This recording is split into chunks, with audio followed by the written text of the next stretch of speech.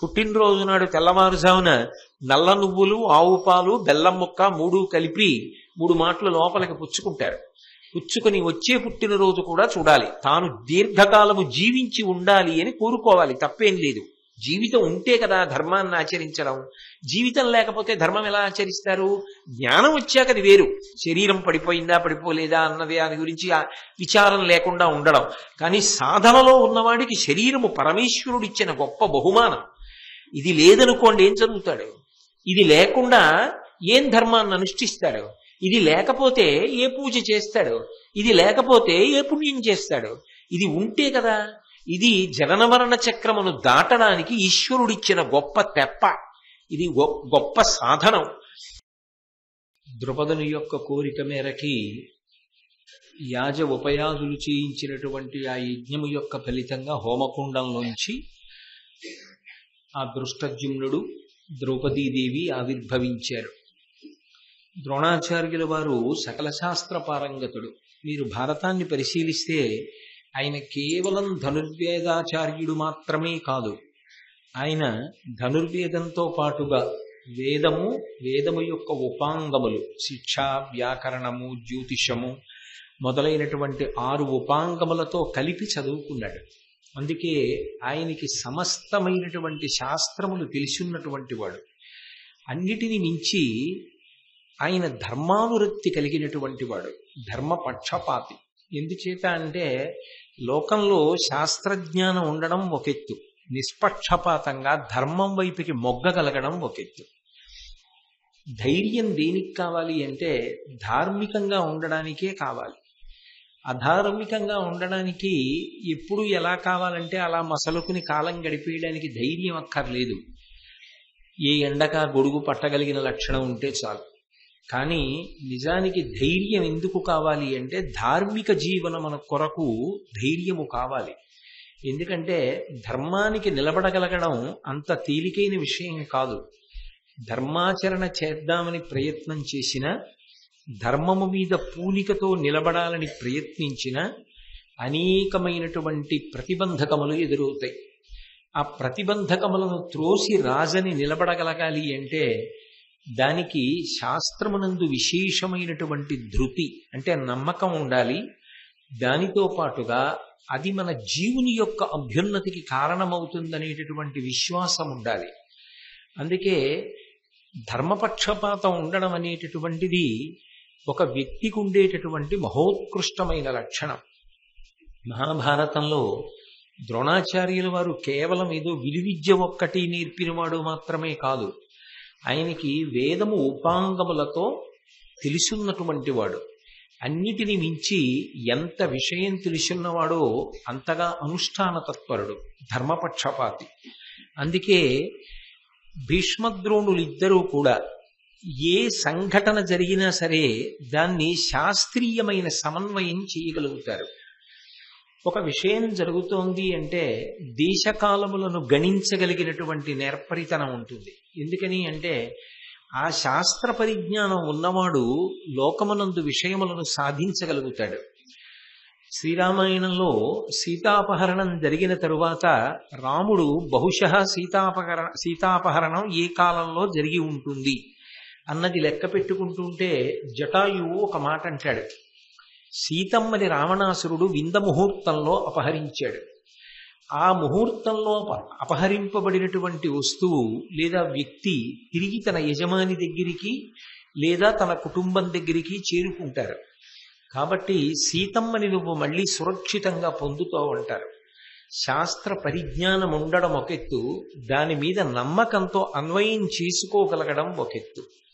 అందుకే శకున శాస్త్రం బాగా తెలుసున్నవాడు ద్రోణాచార్యుడు. శకున శాస్త్రం కొంతమంది నమ్మచ్చు, కొంతమంది నమ్మకపోవచ్చు. నమ్మడం నమ్మకపోవడం అనేటటువంటిది వ్యక్తిగతమైన విషయాలు. కానీ శాస్త్రమునందు విశ్వాసం ఉన్నవారు మాత్రం దానిని ఎంతగా నమ్మారో దాని ఫలితములు ఎంత స్పష్టంగా కనపడ్డాయో మనకి రామాయణ, భారత, భాగవతాది గ్రంథములను పరిశీలిస్తే అర్థమవుతుంది. ఎందుచేతనంటే సభాపర్వంలో 2 అనూహ్యమైనటువంటి సంఘటనలు జరిగాయి. అవి రెండు ఎవరు అలా జరుగుతాయని ఊహించలేదు. కానీ భారత కథనంతటినీ కూడా పెనుమలుపు తిప్పినటువంటి సంఘటనలు అవి. అందులో అసలు జరగరానిది, జరగకూడనిది, జరగాలని సభలో ఉన్న ఏ పెద్దలు కోరుకోనిది ఏది అంటే, కర్ణుడు ప్రచోదనం చేస్తే, కర్ణుడు ప్రేరేపిస్తే దుర్యోధనుడు తన తొడ కొట్టి ద్రౌపదీదేవిని వచ్చి తన తొడ మీద కూర్చోమని సంజ్ఞ చేశాడు. ఆమె వరసకి వదినగారు. ఆ కారణం చేత తల్లితో సమానం. అటువంటి స్త్రీని ఒక భార్యాస్థానాన్ని చూపించినటువంటి రీతిలో తొడని చూపించి వచ్చి కూర్చోమ్మని సంజ్ఞ చేశాడు. అలా సంజ్ఞ చేసినప్పుడు భీముడు భీకరమైనటువంటి ప్రతిజ్ఞ చేశాడు. ధర్మం తప్పి ఏ ద్రౌపదీదేవిని పిలిచి తన తొడ మీద కూర్చోమ్మని దుర్యోధనుడు నిండు సభలో సంజ్ఞ చేశాడో, ఆ తొడలని కురుక్షేత్ర సంగ్రామ భూమి యందు నా గదాదండము యొక్క ప్రహారముల చేత విరగ్గొడతాను అని ప్రతిజ్ఞ చేశాడు. ఆ ప్రతిజ్ఞ చెయ్యడం ఒకటే కాదు, ఏదో ప్రతిజ్ఞ చేసి కూర్చుండిపోవడం అన్నది అందులో భీముడి లాంటి వాడికి సాధ్యమయ్యే విషయం కాదు కదా. ఆయన విశేషమైనటువంటి ఆవేశాన్ని పొందాడు. అంత కోపావేశంతో ఆయుధాల వైపు చూస్తున్నాడు. ఒక్క క్షణంలో ఆయన కానీ ఆయుధం అందుకున్నాడు అనుకోండి, ఆ సభలో చాలా ఉపద్రవములు సంభవిస్తాయి. ఎందుకంటే ఒకసారి భీముడు ఆయుధం పట్టుకున్నాడు అంటే ఖచ్చితంగా దుర్యోధనుడితో యుద్ధానికి తలపడతాడు. అది దుర్యోధనుడి ప్రాంగణం. ఒకసారి దుర్యోధనుడితో తలపడితే వెంటనే దుర్యోధనుని యొక్క సోదరులు, అతని యొక్క అనుమాయులు భీముడి మీద తిరగబడతారు. ఏం జరుగుతుంది అన్నది పక్కన పెట్టండి, భీముడు గెలుస్తాడు ఖచ్చితంగా, ఎందుకంటే ధర్మం వాళ్ళ వైపు ఉంది కనుక. కానీ అప్పటికప్పుడే భీష్మద్రోణాది మహావీరుల యొక్క, వృద్ధుల యొక్క సమక్షంలో ఇటువంటిది జరిగితే వచ్చేటటువంటి ప్రమాదం ఒకెత్తు. అసలు అంత స్థితి ఏర్పడిన తరువాత ద్రౌపదీదేవి అడిగినటువంటి ప్రశ్నకి జవాబు చెప్పకపోవడం వల్ల ఈ స్థితి కలిగింది అన్నప్పుడు ధర్మ నిర్ణయం జరిగితే వచ్చేటటువంటి ఉపద్రవములు అంతకన్నా ప్రమాదకరంగా ఉంటాయి. ఎందుకంటే అందులో ద్రౌపదీదేవి నిజానికి దాసి అని చెప్పడానికి ఆధారం ఉండదు. ఆ విషయం బయటికి వచ్చిందనుకోండి, ఆమె ఆగ్రహించి శపిస్తే భీష్మద్రోణాది వృద్ధుల ముందే కురువంశమంతా నశించిపోతుంది. అందుకే వెంటనే తొందరపడినటువంటి భీష్ముడు, ద్రోణుడు పెద్దరికాన్ని నిలబెట్టుకున్నారు. పెద్దరికం అన్న మాటకు అర్థం ఏమిటంటే, అప్పటికప్పుడు దెబ్బలాట జరుగుతోంది కదా అని చెప్పి కళ్ళప్పగించి చూడడమో, అప్పటికప్పటికి మనకి ఎందుకులే ఇది ఎలా జరిగితే ఏమిటని ఊరుకోవడమో కాదు. దాని వలన ఎంత ఉపద్రవం వస్తుంది, మొత్తం వ్యవస్థ ఎంత అప్రతిష్టని పొందుతుంది అని లెక్క కట్టగలిగినటువంటి ప్రజ్ఞాశాలి లెక్క కట్టి ఊరుకోకూడదు, జోక్యం చేసుకుని ఆపగలగాలి. అది పెద్దరికం. అలా ఆపలేకపోయాడనుకోండి, అలా ప్రయత్నం చెయ్యలేకపోయాడనుకోండి, దాని వలన ఉపద్రవం సంభవించిపోయిన తరువాత అన్నీ తెలుసు కానండి నేను అప్పుడు ఏం మాట్లాడలేదు అంటే ప్రమాదమే. అసలు అప్పటికే భీష్ముడు, ద్రోణుడు తన్నోడి నన్నోడినా, నన్నోడి తన్నోడినా అన్న ప్రశ్నకి జవాబు చెప్పకపోయిన కారణం చేతనే కృష్ణ భగవానుడు వాళ్ళిద్దరిని యుద్ధంలో పడగొట్టించాడు. అటువంటిది భీముడు ఆయుధాలు పట్టుకోవడానికి వెడుతూ ఉంటే కూడా నిశ్శబ్దంగా ఊరుకున్నారనుకోండి, పెను ప్రమాదం సంభవిస్తుంది. అందుకే తన పెద్దరికాన్ని గుర్తు తెచ్చుకోవడం అన్నది కాదు, పెద్దరికాన్ని నిలబెట్టుకోవడం అంటారు. ఎప్పుడు ఎలా జోక్యం చేసుకోవాలో అలా జోక్యం చేసుకుని ఉపద్రవాన్ని నివారించగలగాలి. అది పెద్దరికము అంటారు. ఆ పెద్దరికాన్ని నిలబెట్టుకుని ఇది సమయము కాదు కాబట్టి నువ్వు ఆయుధాల జోలికి వెళ్ళడానికి వీల్లేదు, నువ్వు ఆయుధాలు పట్టుకోవడానికి వీల్లేదు అని భీముణ్ణి వారించి ఆ సందర్భంలో ఆ సభ యొక్క గౌరవాన్ని నిలబెట్టి అంతకన్నా ఉపద్రవం ఏర్పడకుండా రక్షించినటువంటి వాళ్ళు భీష్మ ద్రోణులు. అది సభాపర్వంలో ద్రోణుడు పెద్దరికంతో సభా ప్రాంగణమునందు ఆ భీముణ్ణి ఆగ్రహానికి వశుడు కాకుండా నిగ్రహించినటువంటి సందర్భం. అలాగే రెండవ పర్యాయం అనేకమైనటువంటి శకునములు కనపడ్డాయి. అది ఎప్పుడు జరిగింది అంటే, ద్రౌపదీదేవి యొక్క వస్త్రములను తొలగించేటటువంటి ప్రయత్నం చేస్తే ఉత్తర క్షణంలో అపశకునములు కనపడ్డాయి. ఏ శకునమైనా అంతే, శుభము శుభమే. అశుభమో అశుభమే.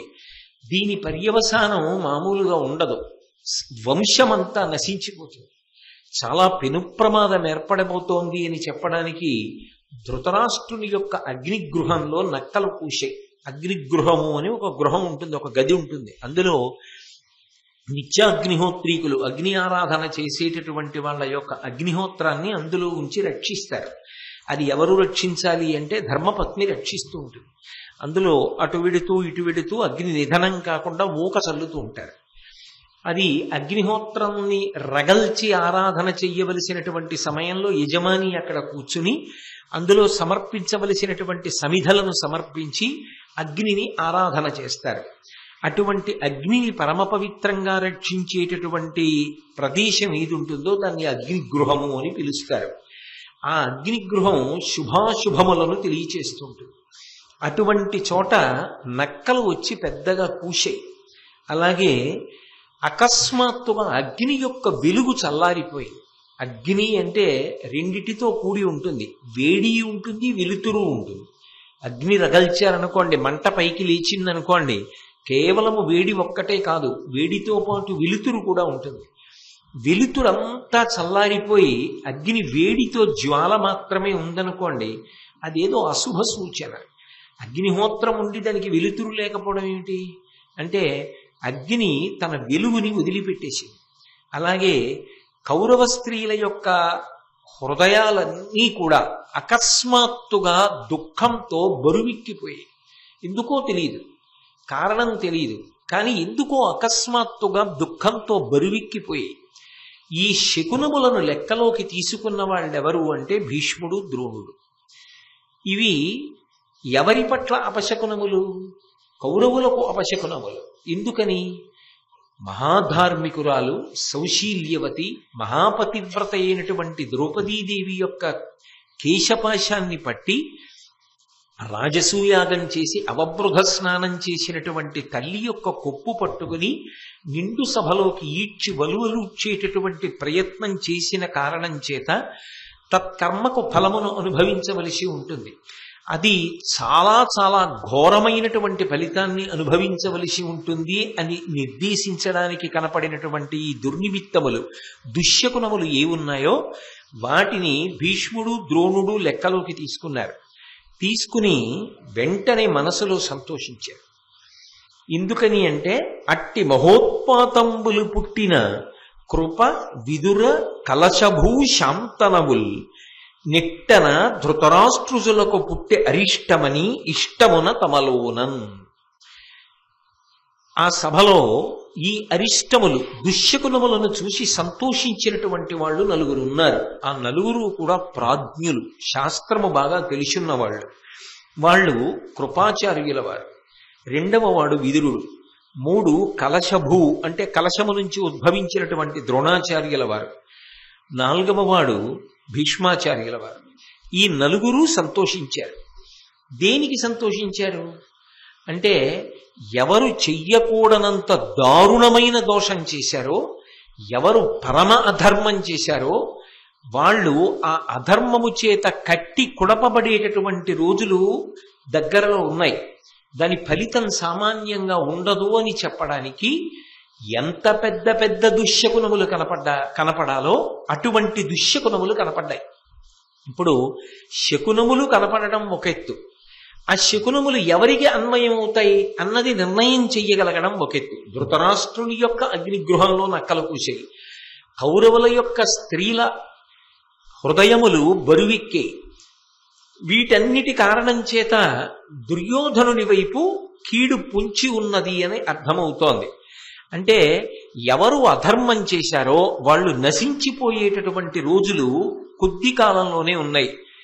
ఎవరు ధర్మాన్ని పట్టుకున్నారో వాళ్ళు బాధపడుతున్నట్లు కనపడినా వాళ్ళకి అభ్యున్నతి కూడా దగ్గరలోనే ఉంది. ఈ రెండిటిని లెక్కలోకి తీసుకున్నటువంటి భీష్మ, ద్రోణ, విదుర, కృపాచార్యుల వారు ఈ నలుగురు కూడా మనసులో విశేషమైనటువంటి సంతోషాన్ని పొందారు. అంటే వాళ్ళు ధర్మమునందు ఎంత పక్షపాతమును కలిగి ఉంటారు అనేటటువంటి దానికి సభాపర్వంలో ఈ రెండూ కూడా గొప్ప సూచనలు. అలాగే సభాపర్వం చిట్ట చివరిలో జూదమునందు ఓడిపోయినటువంటి ధర్మరాజు గారు తన సోదరులతోటి భార్య అయినటువంటి ద్రౌపదీదేవితోటి కలిసి అరణ్యవాసానికి వెళ్ళిపోతున్నాడు. కుంతీదేవి వెళ్ళలేదు. మీతో నేను మనవి చేశాను. వాళ్ళ 6 వెడుతున్నప్పుడు వాళ్లతో పురోహితుడు ధౌమ్యుడు కూడా వెళ్ళాడు. ఆ వెడుతున్నప్పుడు వాళ్ళు ఏం చేస్తూ వెళ్ళారు అన్న విషయాలు కూడా మీరు విన్నారు. అలా వెడుతున్నప్పుడు ద్రోణాచార్యుల వారు వెళ్ళలేదు. ద్రోణుడు కానీ భీష్ముడు కానీ వాళ్లతో వెళ్ళలేదు. నిజానికి అప్పుడే కాదు, ధర్మరాజు గారు ఇంద్రప్రస్థాన్ని రాజధానిగా చేసుకుని పరిపాలన చేసినటువంటి కాలంలో కూడా ద్రోణుడు ఆచార్యుడైన, వాళ్ల పట్ల చాలా ప్రేమ కలిగిన వాడైన, ధర్మము అటువైపే ఉన్నది అని తెలిసిన ధర్మ పక్షపాతి అయిన, తన శిష్యులలో అత్యంత ప్రియుడైనటువంటి అర్జునుడు ఇంద్రప్రస్థంలో ధర్మరాజు గారితో కలిసి ఉన్నాడు. ఇక్కడ ఉండే అవకాశం లేదని తెలిసిన ద్రోణుడు మాత్రం ఇంద్రప్రస్థానికి వెళ్ళిపోలేదు. 2, పాండవులు అరణ్యవాసానికి వెళ్ళిపోతున్నప్పుడు ఇంత దుర్మార్గం జరిగినటువంటి ప్రదేశం, పైగా ఇది జరిగిన తరువాత పాండవులు అరణ్యవాసానికి వెళ్ళిపోయిన తరువాత ఇంకా ఎంత భయంకరమైనటువంటి అధర్మం నడుస్తుందో, కాబట్టి ఇక్కడ నేను ఉండను అని చెప్పి కూడా ద్రోణాచార్యుల వారు ఆ ప్రదేశాన్ని విడిచిపెట్టి పాండవులతో కలిసి అరణ్యవాసానికి వెళ్ళలేదు. ఆయన అక్కడే ఉండిపోయాడు. ఎందువల్ల ఉండిపోవలసి వచ్చింది ద్రోణుడు? నిజానికి పాండవులతో వెళ్ళిపోవాలి కదా. తనకి అత్యంత ప్రియమైనటువంటి శిష్యుడు అర్జునుడి అటువైపు ఉన్నాడు కదా. అన్నిటినీ మించి ధర్మం అటువైపు కదా ఉంది. అది ద్రోణుడికి తెలుసు కదా. ద్రోణుడికి ధర్మం తెలుసు, వాళ్లే గెలుస్తారని తెలుసు అనడానికి నేను సభాపర్వంలో ఇంతకు ముందు చూపించినటువంటి ప్రబలమైనటువంటి సాక్ష్యములు ఉన్నాయి కదా. ఇన్ని తెలిసి ఉన్నప్పటికీ కూడా ద్రోణాచార్యుల వారు పాండవులతో వెళ్లకుండా హస్తినాపురంలోనే ఉండిపోవడానికి ఏమైనా బలమైన కారణములు ఉన్నాయా అంటే, వాళ్లతో వెడితే అరణ్యవాసం కదండి, అక్కడ ఏ భోగం ఉంటుంది, ఏ సుఖం ఉంటుంది, నానా కష్టాలు పడాలి, వాళ్లకే పాపం ఇబ్బందిలో ఉన్నారు, మళ్ళీ మనం ఎందుకండి అని వెళ్ళలేదండి అందామా? ఎందరో బ్రాహ్మణులు ధర్మరాజు గారిని విడిచిపెట్టి ఉండలేక వెళ్ళిపోయారు. వెళ్ళిపోతే ధర్మరాజు గారు సూర్య భగవానుడిని ఉపాసన చేసి అక్షయ పాత్రని పొంది వాళ్ళందరికీ రోజు అన్నం పెట్టి మిగిలిన శేషాన్ని భుజించి అంతటి తేజోవంతుడు అయ్యాడు అని భారతం ఆరణ్య పర్వంలో ఉంది. ఉన్నప్పుడు మరి ద్రోణుడు మాత్రం ఎందుకు వెళ్ళలేదు అంటే, వెళ్ళకపోవడానికి కొన్ని ప్రబలమైన కారణములు కనపడతాయి. మొట్టమొదటి కారణం ఏది అంటే, దృష్టజ్యుమ్నుడు తన స్నేహితుడైనటువంటి ద్రుపదుడు తనని సంహరించేటటువంటి కుమారుడు పుట్టాలి అని యజ్ఞం చేశాడు. ఆ యజ్ఞకుండంలోంచి ఆవిర్భవించిన వాడు దృష్టజ్యుమ్నుడు. ఆ దృష్టజ్యుమ్నుడు కేవలం తనని చంపడానికే పుట్టాడు. తనని చంపడానికి పుట్టాడని తెలిసినా కూడా ఎంత ధర్మమూర్తి, ఎంతటి నిస్వార్థపరుడు ద్రోణాచార్యుల వారంటే తన దగ్గర పెట్టుకుని విద్యాభ్యాసం చేయించాడు. అడిగారు కూడా, నిన్ను చంపడానికి పుట్టిన వాడికి నువ్వు విలువిద్య నేర్పుతున్నావు ఏమిటి అని అడిగితే, నేను నేర్పకపోతే బ్రతికిపోతానా అన్నాడు. అని విలువిద్య నేర్పించినవాడు. ఇన్ని నేర్పించినవాడు అటువైపు దృష్టజ్యుమ్నుడు తన మరణమునకు హేతువైన వాడు పుట్టాడని గుర్తిరిగి ఆ దృష్టజ్యుమ్నుడు పాండవులకు బావమరిదయ్యాడు. ఎందుకంటే మరి దృష్టజ్యుమ్నునితో పుట్టినటువంటి ద్రౌపదీదేవే కదా పాండవుల యొక్క ఇల్లాలు. కాబట్టి ఆయన బావమరిది. ఇప్పుడు ద్రోణాచార్యుల వారు వెళ్ళి పాండవ పక్షంలో చేరారనుకోండి, దృష్టజ్యుమ్నుడు ఏం చేయాలి? పాండవ పక్షంలోనే ఉండాలి. బావమరిది అయ్యుండి అది విడిచిపెట్టి యువతల వైపుకి ఎలా వస్తాడు? రావడం కుదరదు, రాలేడు. స్వయంగా బావమరిది బావగారులను విడిచిపెట్టేసి అవతల చెల్లెలంతా బాధపడుతుంటే వదిలిపెట్టేసి కురుక్షేత్ర యుద్ధం జరుగుతుంటే అటు ద్రోణుడు వచ్చాడు కాబట్టి నేనుండను, ఇటువైపుకి వెళ్ళిపోతానని చెప్పి వెళ్ళిపోతాడా? వెళ్ళడు. ఇక దృష్టజ్యుమ్నుడు అటువైపు ఉన్నాడని తెలిసి కూడా ద్రోణుడు అటువైపే ఉన్నాడు అనుకోండి. ఏదో ఒకనాడు మరి యజ్ఞకుండంలోంచి భగవంతుని యొక్క అనుగ్రహ విశేషంగా తన వధకు కారణమైనటువంటి దృష్టజ్యుమ్నుడు పుట్టిన తరువాత తనని చంపి తీరుతాడు. పాండవుల యొక్క బావమరిది పాండవుల యొక్క గురువైన ద్రోణుడు వాళ్ల పక్షంలోనే ఉండగా చంపేస్తే శిష్యులకు ఎంత అపకీర్తి వస్తుంది, ఎంత గురుద్రోహ మహాపాపం వస్తుంది. తాను ఎటు శరీరం విడిచిపెట్టాలి. మనుష్య జన్మ ఎత్తిన తరువాత చిరకాలం ఎలా జీవిస్తాడు? శాశ్వతంగా ఉండడం కుదరదు కదా. జాతస్య హిద్రువో మృత్యు, ఎప్పుడో అప్పుడు శరీరాన్ని వదిలిపెట్టేయాలి. అదేదో నా శిష్యులకు క్లేశం కలగకుండా, నా శిష్యులు ఇబ్బంది పడకుండా, వాళ్ళు నా గురించి ఆలోచించవలసిన అవసరం రాకుండా, వాళ్ళ భావమరిది వాళ్లతో ఉండగా నేను ఇటు పక్షంలో ఉంటే నన్ను చంపేయడం తేలికైపోతుంది. ఎందుకంటే ఎటు కౌరవ పక్షంలో ఉన్నాను కనుక, వాళ్ళు అటువైపు ఉంటారు కనుక నన్ను చంపడానికి దుష్టజ్యుమ్నుడు ప్రయత్నిస్తాడు. ఏదో ఏనాటికో, నేడో రేపో కాదేని ఏనాటికో అంటాడే దుర్జటి కాళహస్తీశ్వర శతకంలో. అలా యుద్ధంలో దుష్టజ్యుమ్నుడి చేతిలో పడిపోతాడు. అప్పుడు దైవం ఇచ్చినటువంటి వరం నిలబడుతుంది. అన్నిటిని మించి నా శిష్యులైనటువంటి పాండవులకు అపకీర్తి రాదు. ఇంత చదువు చెప్పి వాళ్ళని ధర్మభ్రష్టుల్ని చేయడం నాకు ఇష్టం లేదు. ఇటువంటి సంకట స్థితి నా వలన పాండవులకు కలగకూడదు. అంటే ఒక గురువు కడుపున పుట్టినటువంటి పిల్లల కన్నా కూడా ఎక్కువగా శిష్యుల గురించి ఆలోచిస్తాడు అనడానికి, ద్రోణాచార్యుల వారు తన మృత్యువు గురించి కన్నా కూడా తన శిష్యుల యొక్క సౌఖ్యం గురించి ఆలోచించాడు అనడానికి ఇంతకన్నా ప్రబల సాక్ష్యం ఏముంటుంది? ఆయన ఎంత విశాల హృదయుడు, ఎంత ధర్మాత్ముడు, ఎంత నిర్భయుడు, ఎంత శాస్త్రమునందు నమ్మకమున్నవాడు అన్నదానికి ఇదే ఉదాహరణ. కాబట్టి నేను పాండవులతో వెళ్ళడం ఎందుకు? ఇక ఎలాగో తర్వాత యుద్ధమే జరుగుతుంది. ఇక పెద్ద భూకంపం రానే వచ్చింది, విడిపోయారు, ఇక కలవడం కుదరదు దుర్యోధనుడు పాండవులు. కాబట్టి యుద్ధం జరుగుతుంది. ఆ యుద్ధం జరిగినప్పుడు నేను ఇటుపక్షంలో ఉండడమే మంచిది, అది పాండవులకు శ్రేయస్సు అని ఉండిపోయాడు. మొదటి కారణం. దాన్ని మహాభారతం సభాపర్వం చివరిలో చెప్పారు. రెండవ ప్రబలమైనటువంటి కారణం, భీష్మాచార్యుల వారిని కలవక ముందు ద్రోణుడు చాలా కష్టాలు పడ్డాడు. మీరు విన్నారు ఆయన జీవితంలో ఎన్ని కష్టాలు పడ్డాడంటే, ఆఖరికి కడుపున పుట్టినటువంటి కొడుక్కి త్రాగటానికి పాలు కూడా ఇవ్వలేనంత కష్టాన్ని పడ్డాడు. ఇన్ని కష్టాలు పడ్డవాడు అడగవలసిన అవసరం లేకుండా కష్టాలన్నీ ఎక్కడ పోగొట్టుకున్నాడు అంటే భీష్ముడి సన్నిధిలో పోగొట్టుకున్నాడు. ఆయనకి అంత మర్యాద ఇచ్చాడు, అంత గౌరవం ఇచ్చాడు, ఆయనకి ఆచార్య పదవిని కట్టపెట్టాడు, బిడ్డలందరినీ తీసుకెళ్లి మనవల్ని ఆయనకి శిష్యుల్ని చేశాడు.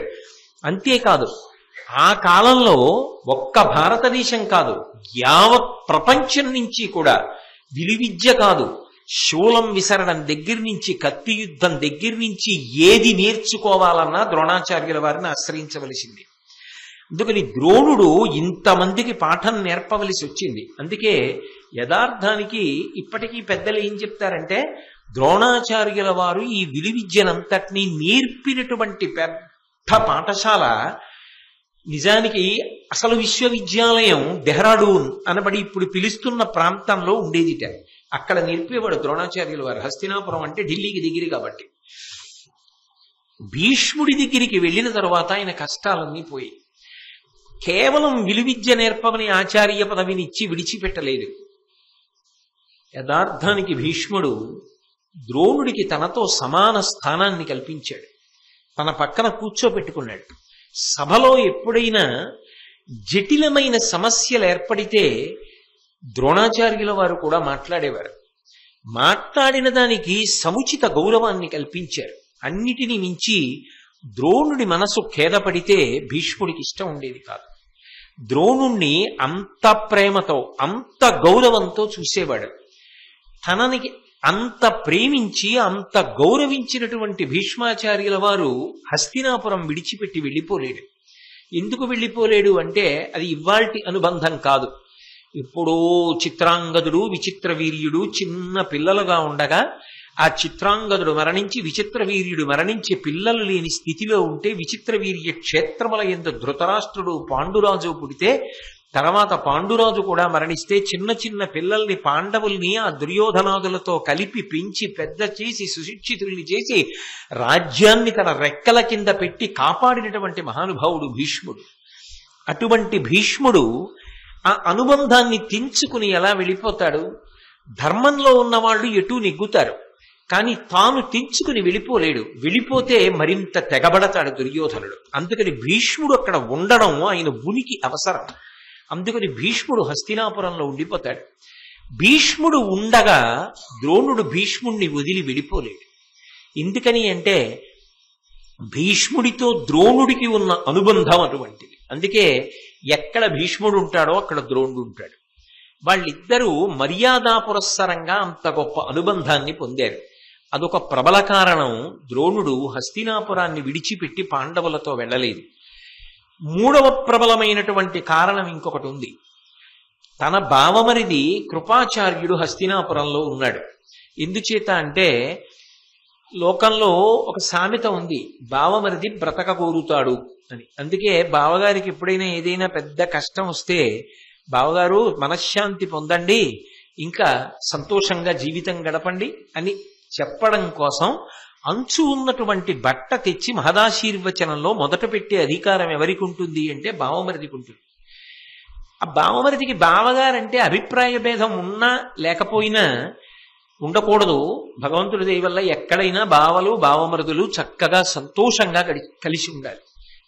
ఏనాటికి ఏ కుటుంబంలో అటువంటి భేదములు కలగకుండుగాక. ఒకవేళ ఏ కారణం చేతనా కించిత్ అభిప్రాయ భేదం ఉన్నా కూడా తన చెల్లెలి పసుపు కుంకాల్ని దృష్టిలో పెట్టుకుని బావగారు దీర్ఘాయుష్మంతుడు కావాలి అని కోరుకునేవాడెవరు అంటే బావమరిది. మరి ఆ పిల్లకి అన్నదమ్ముడు కదా, కలిసి పుట్టి పెరిగిన వాళ్ళు కదా, ఆ కారణం చేత ఆ అక్క చెల్లెలు పసుపు కుంకాలతో ఉండాలని కోరుకుంటాడు ఆమె సోదరుడు. బావమరిది పట్ల ఆ కారణం చేత బావగారికి ఎప్పుడూ ఒక సుహృద్వాతావరణం ఉంటుంది, ప్రేమతో కూడుకున్న అనుబంధం ఉంటుంది. అందున కృపాచార్యుల వారు కూడా సామాన్యుడేం కాదు. ద్రోణాచార్యుల వారికి ముందు పాండవులకు గురువు. పాండవులకు ద్రోణుడు రాకముందు కౌరవులకు విద్య నేర్పిన వాడెవరు అంటే కృపాచార్యుడు నేర్పాడు. పైగా ఆయన ఏకాదశ రుద్రాంశలో వచ్చినటువంటి వాడు, మృత్యువు లేదు. అందుకే మీరు జాగ్రత్తగా గమనిస్తే కురుపాండవ సంగ్రామం జరిగిన తరువాత 3-4 చొప్పున మిగిలిపోయారంతే, కౌరవుల వైపు పాండవుల వైపు. అలా మిగిలిపోయిన వాళ్లలో, కౌరవుల వైపు మిగిలిపోయిన వాళ్లలో ఒకడు కృతవర్మ, కృపాచార్యుడు, అశ్వత్థామ, 3. అందులో ఈ కృపాచార్యుడు మృత్యువు లేనివాడు, ఏకాదశ రుద్రాంశలో వచ్చినటువంటి వాడు, శరద్వంతుడు అనబడేటటువంటి ఒక గొప్ప ముని యొక్క కుమారుడు. ఆయన ఒక కొడుకుని ఒక కూతుర్ని పొందాడు. వాళ్ళు కూడా కారణజన్ములు. వాళ్ళు కూతురు పేరు కృపి, కొడుకు పేరు కృపాచార్యుడు. 2 కృపా సంబంధమైనటువంటి పేర్లు. ఎవరి కృప, ఎందుకు ఆ పేరు వచ్చింది వాళ్ళిద్దరికీ అంటే దాని వెనకాతల ఒక మర్మం ఉంది. ఒకానొకప్పుడు శంతన మహారాజు గారు వీళ్ళిద్దరూ పొదలో దొరికారు. ఆ పిల్లలిద్దరు పొదలో దొరికినటువంటి పసిపిల్లల్ని, అయ్యో ఆడపిల్ల మగపిల్లాడు కవల పిల్లలు ఇలా పొదలో పడున్నారే అని గమనించి వీళ్ళు కారణజన్ములు అని గమనించాడు. ధనుర్బాణములు కూడా అక్కడ కనబడ్డాయి. మీరు ఎప్పుడైనా కృపాచార్యుల వారి గురించి నేను చెప్పినప్పుడు ఇంద్రు గారి ఆ పిల్లల్ని తీసుకెళ్లి శంతన మహారాజు పెంచాడు. పరమదయతో పెంచాడు. కృపతో శంతన మహారాజు గారు పెంచాడు. కాబట్టి శంతనుని యొక్క కృప ఎప్పటికీ జ్ఞాపకం రావడం కోసం ఆ పిల్లవాడికి కృపాచార్య అని పేరు వచ్చింది. పిల్లకి కృపి, ఆచార్య పేరులో వచ్చేది కాదు. ఆచార్య అంటే వేదాంతర్గతమైనటువంటి ధర్మమును బాగా తెలుసుకుని ఎవరు దాన్ని ఆచరిస్తాడో వాడు ఆచార్య. ఆచరించి చూపించిన వాడు కాబట్టి కృపాచార్య. ఆ కృపాచార్యుని చెల్లెలు కృపి. ఆ కృపి ద్రోణుని యొక్క ఇల్లాలు. తన బావమరిది కృపాచార్యుడు. ఆ కృపాచార్యుడు హస్తినాపురంలోనే ఉన్నాడు. కాబట్టి చాలా కాలంగా వాళ్ళ మధ్య అనుబంధం ఉంది. చూస్తూ చూస్తూ చెల్లెల్ని, బావగారిని, భీష్ముణ్ణి ఇంతమందిని వదిలిపెట్టి వెళ్ళలేకపోయాడు. కృపాచార్యుల వారు హస్తినాపురంలో ఉండడం కూడా ఒక సంబంధం. అయితే అలా ఉంటుందా అండి అని మీరు అనుకోకండి. విశ్వామిత్రుడంతటి వాడు తన చెల్లెలి గురించి అంత గొప్పగా చెప్పాడు. రామచంద్రమూర్తి అంతటి వాడు దశరథుడు పుడితే ఏడిచ్చాడు. కుటుంబంలో అనుబంధాలు చాలా గొప్పవి. మనిషి ఎంత గొప్పవాడు కానివ్వండి, తన తండ్రిని జ్ఞాపకం పెట్టుకోవడం, తన తల్లిని జ్ఞాపకం పెట్టుకోవడం, తన అన్నదమ్ముల్ని జ్ఞాపకం పెట్టుకోవడం, తన అక్క చెల్లెళ్ళని జ్ఞాపకం పెట్టుకోవడం, అంత ప్రేమతో వాళ్లతో వ్యవహరించడం, మనిషి యొక్క శీల వైభవానికి చక్కని తావినిస్తాయి, సువాసననిస్తాయి. అందుకే ఆ గుణం ఉండాలి. ఆ గుణం లేకపోతే ఆ వ్యక్తుల యొక్క నడవడికి ఏదో దోషం ఉన్నట్టుగా ఉంటుంది. అందుకే ద్రోణుడంతటి వాడు కూడా కుటుంబ అనుబంధాలకి అంత పెద్దపీట వేశాడు, అంత ప్రేమ చూపించాడు. ఇక ఇంకొక అంశం ఏమి అంటే, ద్రోణాచార్యుల వారి యొక్క కొడుకు అశ్వత్థామ. ద్రోణుని యొక్క కొడుకు పుట్టడం కూడా మహాభారతంలోనే వర్ణిస్తారు. అశ్వత్థామ గురించి చెప్పినప్పుడు ఇంద్రు కానీ ఇలా లఘువుగా మాత్రం దాన్ని పరిశీలనం చేస్తాను. అశ్వత్థామ గురించి నిజానికి ద్రోణుడు ఎంతో తపస్సు చేశాడు, భగవంతుడిని ఉద్దేశించి అంత ప్రార్థన చేశాడు అని నా ప్రతిపాదన. చేస్తే ఆయన కామ క్రోధములతో కూడినటువంటి రుద్రాంశ సంభవుడై వచ్చాడు. ఆయన పుట్టగానే దేవేంద్రుడి వద్ద ఉండేటటువంటి ఉచ్చైశ్రవము అనబడేటటువంటి గుర్రం ఎలా సకిలిస్తుందో అలా సకిలించాడు. అటువంటి ధ్వని చేశాడు. 3 లోకములు ఉలిక్కి పడ్డాయి. ఇదేమిట్రా, ఈ పిల్లవాడు పుట్టగానే ఉచ్చైశ్రవం చేసినటువంటి రవం లాంటి రవం చేశాడని ఆ పిల్లవాడికి అశ్వత్థామ అని పేరు పెట్టాడు. చాలా ఉగ్ర స్వభావం ఉన్నవాడు, కానీ గొప్ప విలుకాడు. భీష్మాచార్యుడంతటి వాడు అశ్వత్థామని పొగిడాడు. అశ్వత్థామ చిరంజీవి. కానీ నేను వ్యాస భగవానుడి గురించి చెప్పినప్పుడు విన్నారు. ఆయన యొక్క వ్యగ్రత చేత ఎప్పుడు నెత్తురోడుతూ పుల్లటి కంపు కొడుతూ ఉండగా ఉగ్రస్వభావంతో తిరుగుతూ ఉంటాడు.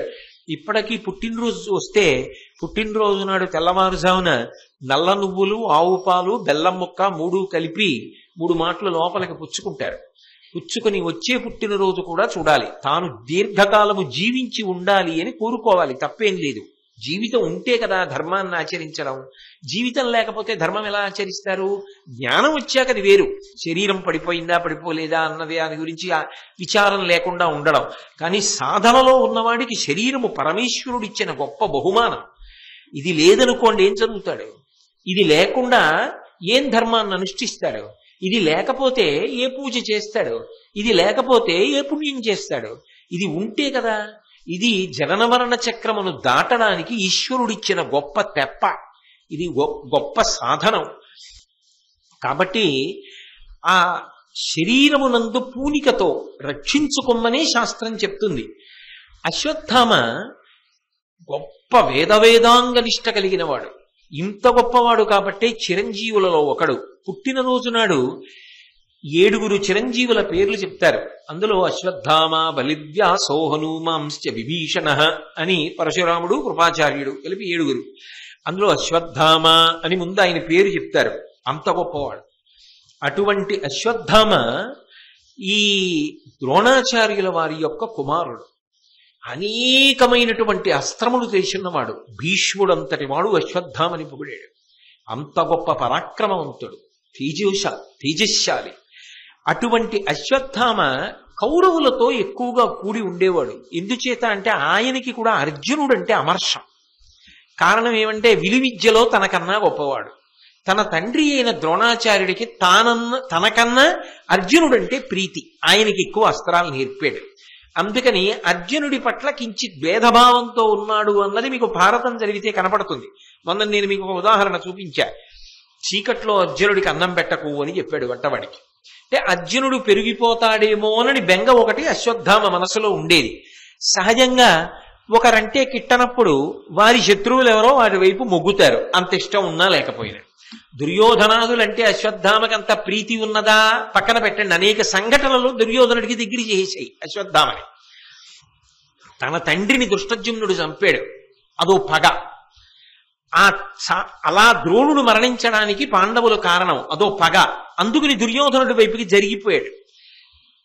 అసలు అదొక ఉగ్ర స్వభావం అశ్వత్థామది. చాలా భయంకరమైనటువంటి స్వభావం. అంత దారుణంగా ప్రవర్తిస్తూ ఉంటాడు. అటువంటి వాడైనా కొడుకేగా, ఒక్క కొడుకు. మరి సహజంగా తండ్రికి కొడుకు మీద ప్రేమ అన్నది ఉంటుంది కదండి, లేకుండా ఎలా ఉంటుంది?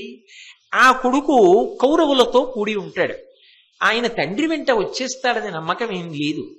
ద్రోణాచార్యుడు అరణ్యవాసానికి వెళ్ళిపోయాడు అనుకోండి, కొడుకు ఇటువైపు ఉండిపోతాడు. ఉండిపోయిన తర్వాత తాను అటువైపు ఉండిపోయాడు అనుకోండి, అశ్వత్థామ ఇటు తానటు, యుద్ధంలో ఎలా జరిగి తీరుతుంది. దృష్టజ్యుమ్నుడు అటుంటాడు, తాను దృష్టజ్యుమ్నుడు అటుంటే యుద్ధం ఎలా? ఇన్ని ఆలోచించాడు. కాబట్టి విధి నిర్ణయం ఎప్పుడో అప్పుడు శరీరం పడిపోవాలిగా.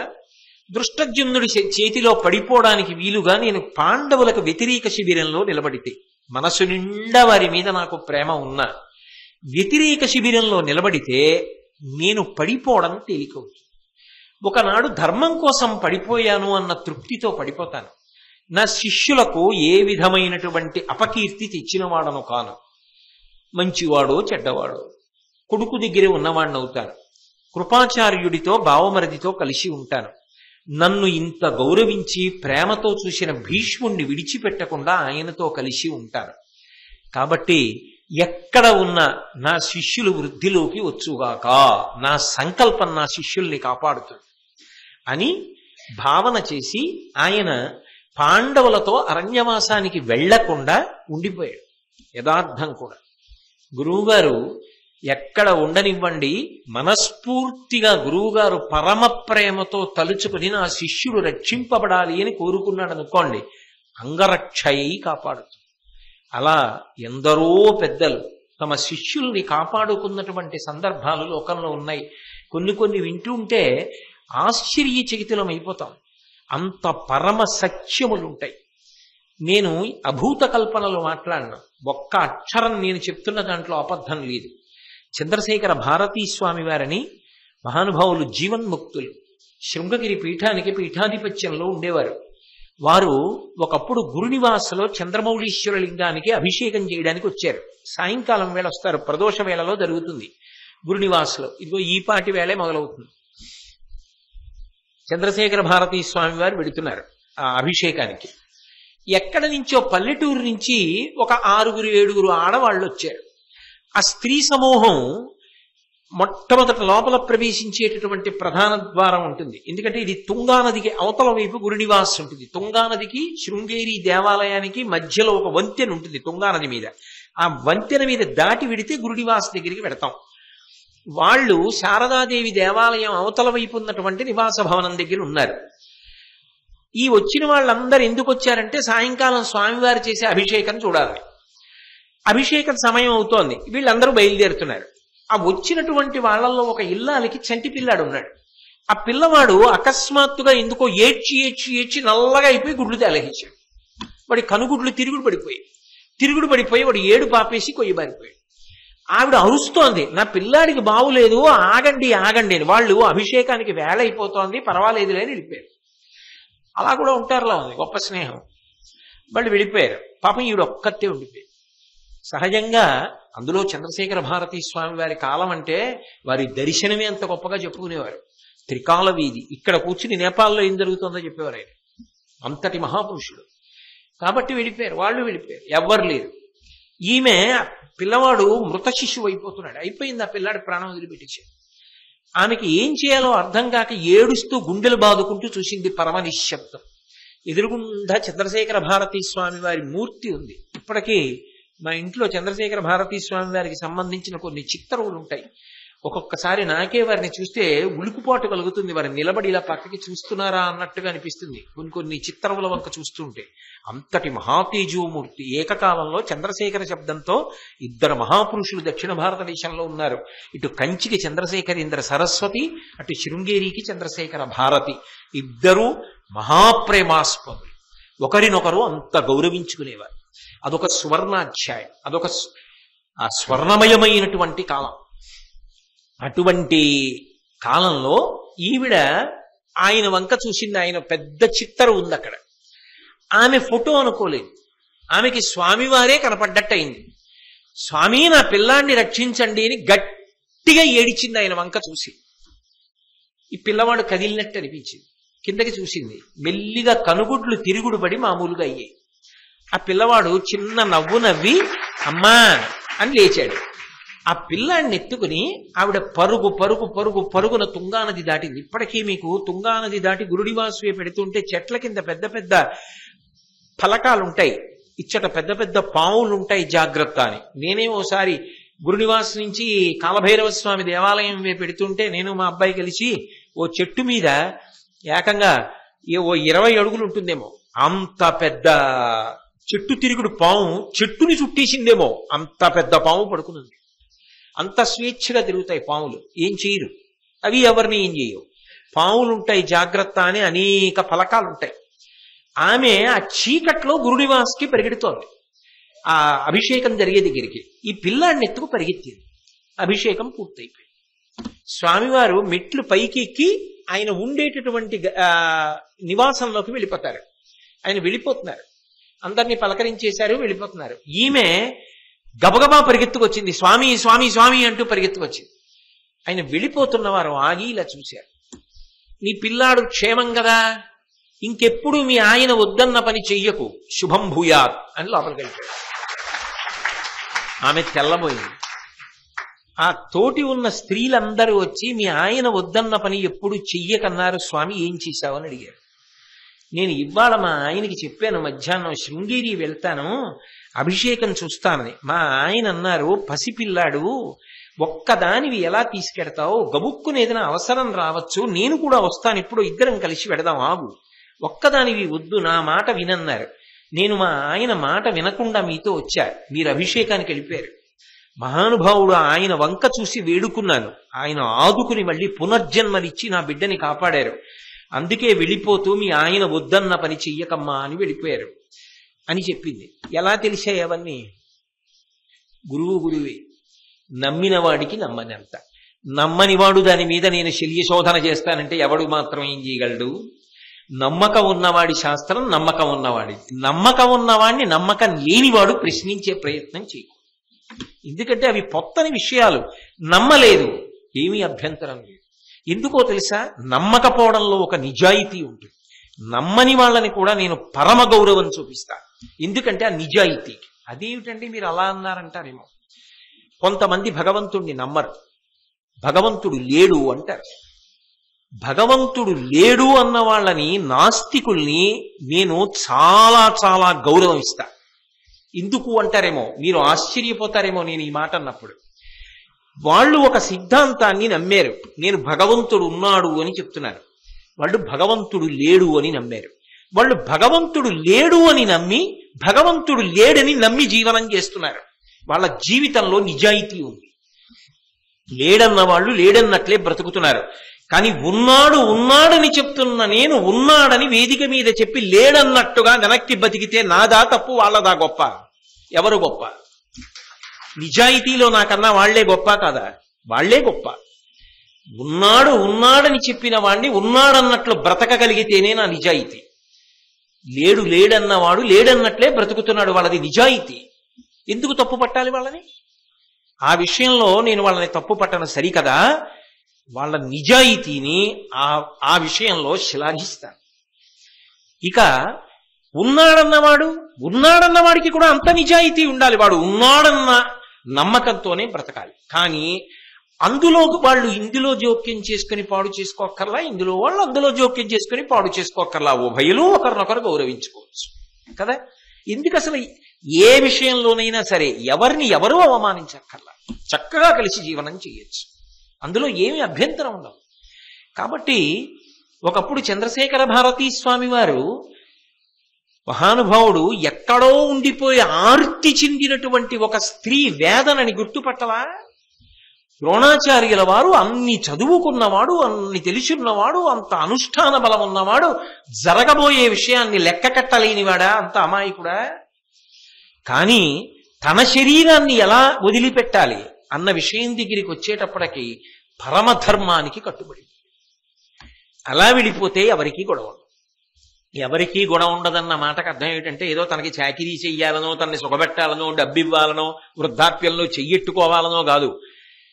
80 సంవత్సరముల పైచిలుకు వయస్సున్నవాడు ఆఖరణ కొద్ది నిమిషాల యుద్ధంలో ఇంచుమించు 27,000 మందిని పడగొట్టాడు. అది ఆయన బలం, అది ఆయన తేజస్సు. ఆయన్ని చూడడం అంటే ఏదో ఇంకొక రకంగా చూడడామని కాదు నా భావన. ఆయన ఉద్దేశ్యం ఏమిటి అంటే, నా మృత్యువు వలన అధర్మం ఎవరూ పొందకూడదు, నా మృత్యువునందు కూడా ధర్మం నిలబడాలి. ఏమి ధర్మాత్ములండి నిజంగా. ఏమి గురువు, ఏమి ద్రోణాచార్యుడు, మహానుభావుడు, అంత గొప్పవాడు. కాబట్టి ఇన్ని కారణముల రీత్యా ఆయన వెళ్ళలేదు. వెళ్లకుండా హస్తినాపురంలోనే ఉండిపోయాడు. తర్వాత పాండవులు అరణ్యవాసానికి వెళ్ళిపోయారు. అరణ్యవాసానికి పాండవులు వెళ్ళిపోయిన తరువాత ద్రోణాచార్యుల వారు పాండవుల్ని కలుసుకున్నారు అని చెప్పి ఎక్కడ భారతంలో కనపడదు. తర్వాత వాళ్ళు మళ్ళీ అజ్ఞాతవాసం చేశారు. అజ్ఞాతవాసం అంతా విరాట పర్వం. అజ్ఞాతవాసం జరుగుతున్నటువంటి కాలంలో ఉత్తర గోగ్రహణం వరకు ద్రోణుడు పాండవుల్ని కలిసేటటువంటి అవకాశం ఉండదు. లేదా చాలా ప్రధానమైనటువంటి విషయాన్ని ప్రస్తావన చెయ్యడానికి అవకాశం ఉన్నది అని చెప్పడం కూడా కొంచెం కష్టం అవుతుంది. కానీ విరాట పర్వంలో దక్షిణ గోగ్రహణం చేయించాడు దుర్యోధనుడు. పాండవులు విరాట నగరంలో ఉన్నారేమో అని అనుమానం వచ్చింది. వాళ్ళు కానీ ఉంటే గోవుల జోలికెడితే బయటికి వచ్చేస్తారు. అంటే ఎంత ధర్మాత్ములో చూడండి. ఒకవేళ మళ్లీ అరణ్యవాసం అజ్ఞాతవాసం చెయ్యవలసి వచ్చినా సరే పర్వాలేదు, కానీ మా కళ్ళ ముందు గోవులు పాడైపోతే ఒప్పుకోం అని విరాటరాజు యొక్క గోసంపదని రక్షించడానికి వాళ్ళు బయటికి వచ్చేస్తారు. కాబట్టి ముందు దక్షిణ గోగ్రహణానికి వెళ్ళండి. పాండవులు విరాటరాజుతో కలిసి అటువైపుకి వెళ్ళిపోతారు సుశర్మ మీదకి. తర్వాత ఉత్తర గోగ్రహణానికి మనం వెడదాం. మనం వెళ్ళిన తర్వాత ఎక్కడైనా పాండవులు మారువేషాల్లో దాగి ఉంటే గోవుల్ని రక్షించడానికి విరాట్రాజు అంతఃపురంలో లేడు, అటువైపుకి వెళ్ళిపోయాడు. కాబట్టి ఇప్పుడు బయటికి వచ్చేస్తారు. కాబట్టి పాండవుల యొక్క జాడ కనిపెట్టడం తేలిక. అజ్ఞాతవాస భంగం అయిపోతుంది. అజ్ఞాతవాస భంగం అయిపోయిందా మళ్లీ అరణ్యవాసం అజ్ఞాతవాసానికి వెళ్ళిపోతాడు. దుర్యోధనుడి లెక్క ఎప్పుడు ఏమిటంటే ఎంత తేలిగ్గా వాళ్ళని మళ్ళీ పంపించేద్దామని. ఎందుకంటే నిజంగా యుద్ధం జరిగితే ఓడించడం కష్టం అన్న విషయం దుర్యోధనుడికి తెలుసు. అందుకని ఎలా మాయ చేసి పంపించాలి అని ఆలోచిస్తుంటాడు. కానీ భగవంతుడు అన్నవాడు ఒకడు లేడు ధర్మం వైపు. ఈయన టక్కుటమారాలన్నీ వాళ్ళ ముందు నిలబడతాయా? అందుకే ఈ ఉత్తర గోగ్రహణ సమయంలో దుర్యోధనుడు భీష్మ, ద్రోణ, అశ్వత్థామ, కర్ణ, కృపాచార్యాది మహావీరులందరితో కలిసి వచ్చి విరాట నగరంలో ఉన్న గోవులన్నిటినీ కూడా తరలించుకుని వెళ్ళిపోతున్నాడు. వెళ్ళిపోతున్నప్పుడు అంతఃపురంలో ఉత్తర కుమారుడు ఒక్కడే ఉన్నాడు. ఇప్పుడు ఉత్తర కుమారుడు యుద్ధానికి బయలుదేరవలసి వచ్చింది. ఉత్తర కుమారుడే. మీరు విరాట పర్వం విన్నప్పుడు విన్నారు ఆయన గురించి. ఆయన యుద్ధానికి వెళ్ళాలి. ఆయన అన్నాడు, నాకు సారథి లేడు, నేను ఎలా వెళ్ళాలి యుద్ధానికి అన్నాడు. అంటే ఉత్తరాదులు నచ్చ చెప్పారు. బృహన్నల ఉన్నాడు, బృహన్నల సారథ్యం చేస్తాడన్నారు. ముందు అబ్బాయి పేడివాడు, ఆయన నాకు సారథ్యం ఏమిటన్నాడు. ఎవరూ లేరు కదా, సరే వెడతానన్నాడు. ఉత్తర కుమారుడు అనేటప్పటికీ ఆయన డాంబికాలన్నీ గుర్తొస్తాయి. బృహన్నల సారథ్యం వహించాడు. సారథ్యం వహించి రథాన్ని తోలుతూ తీసుకుని వెడుతున్నాడు.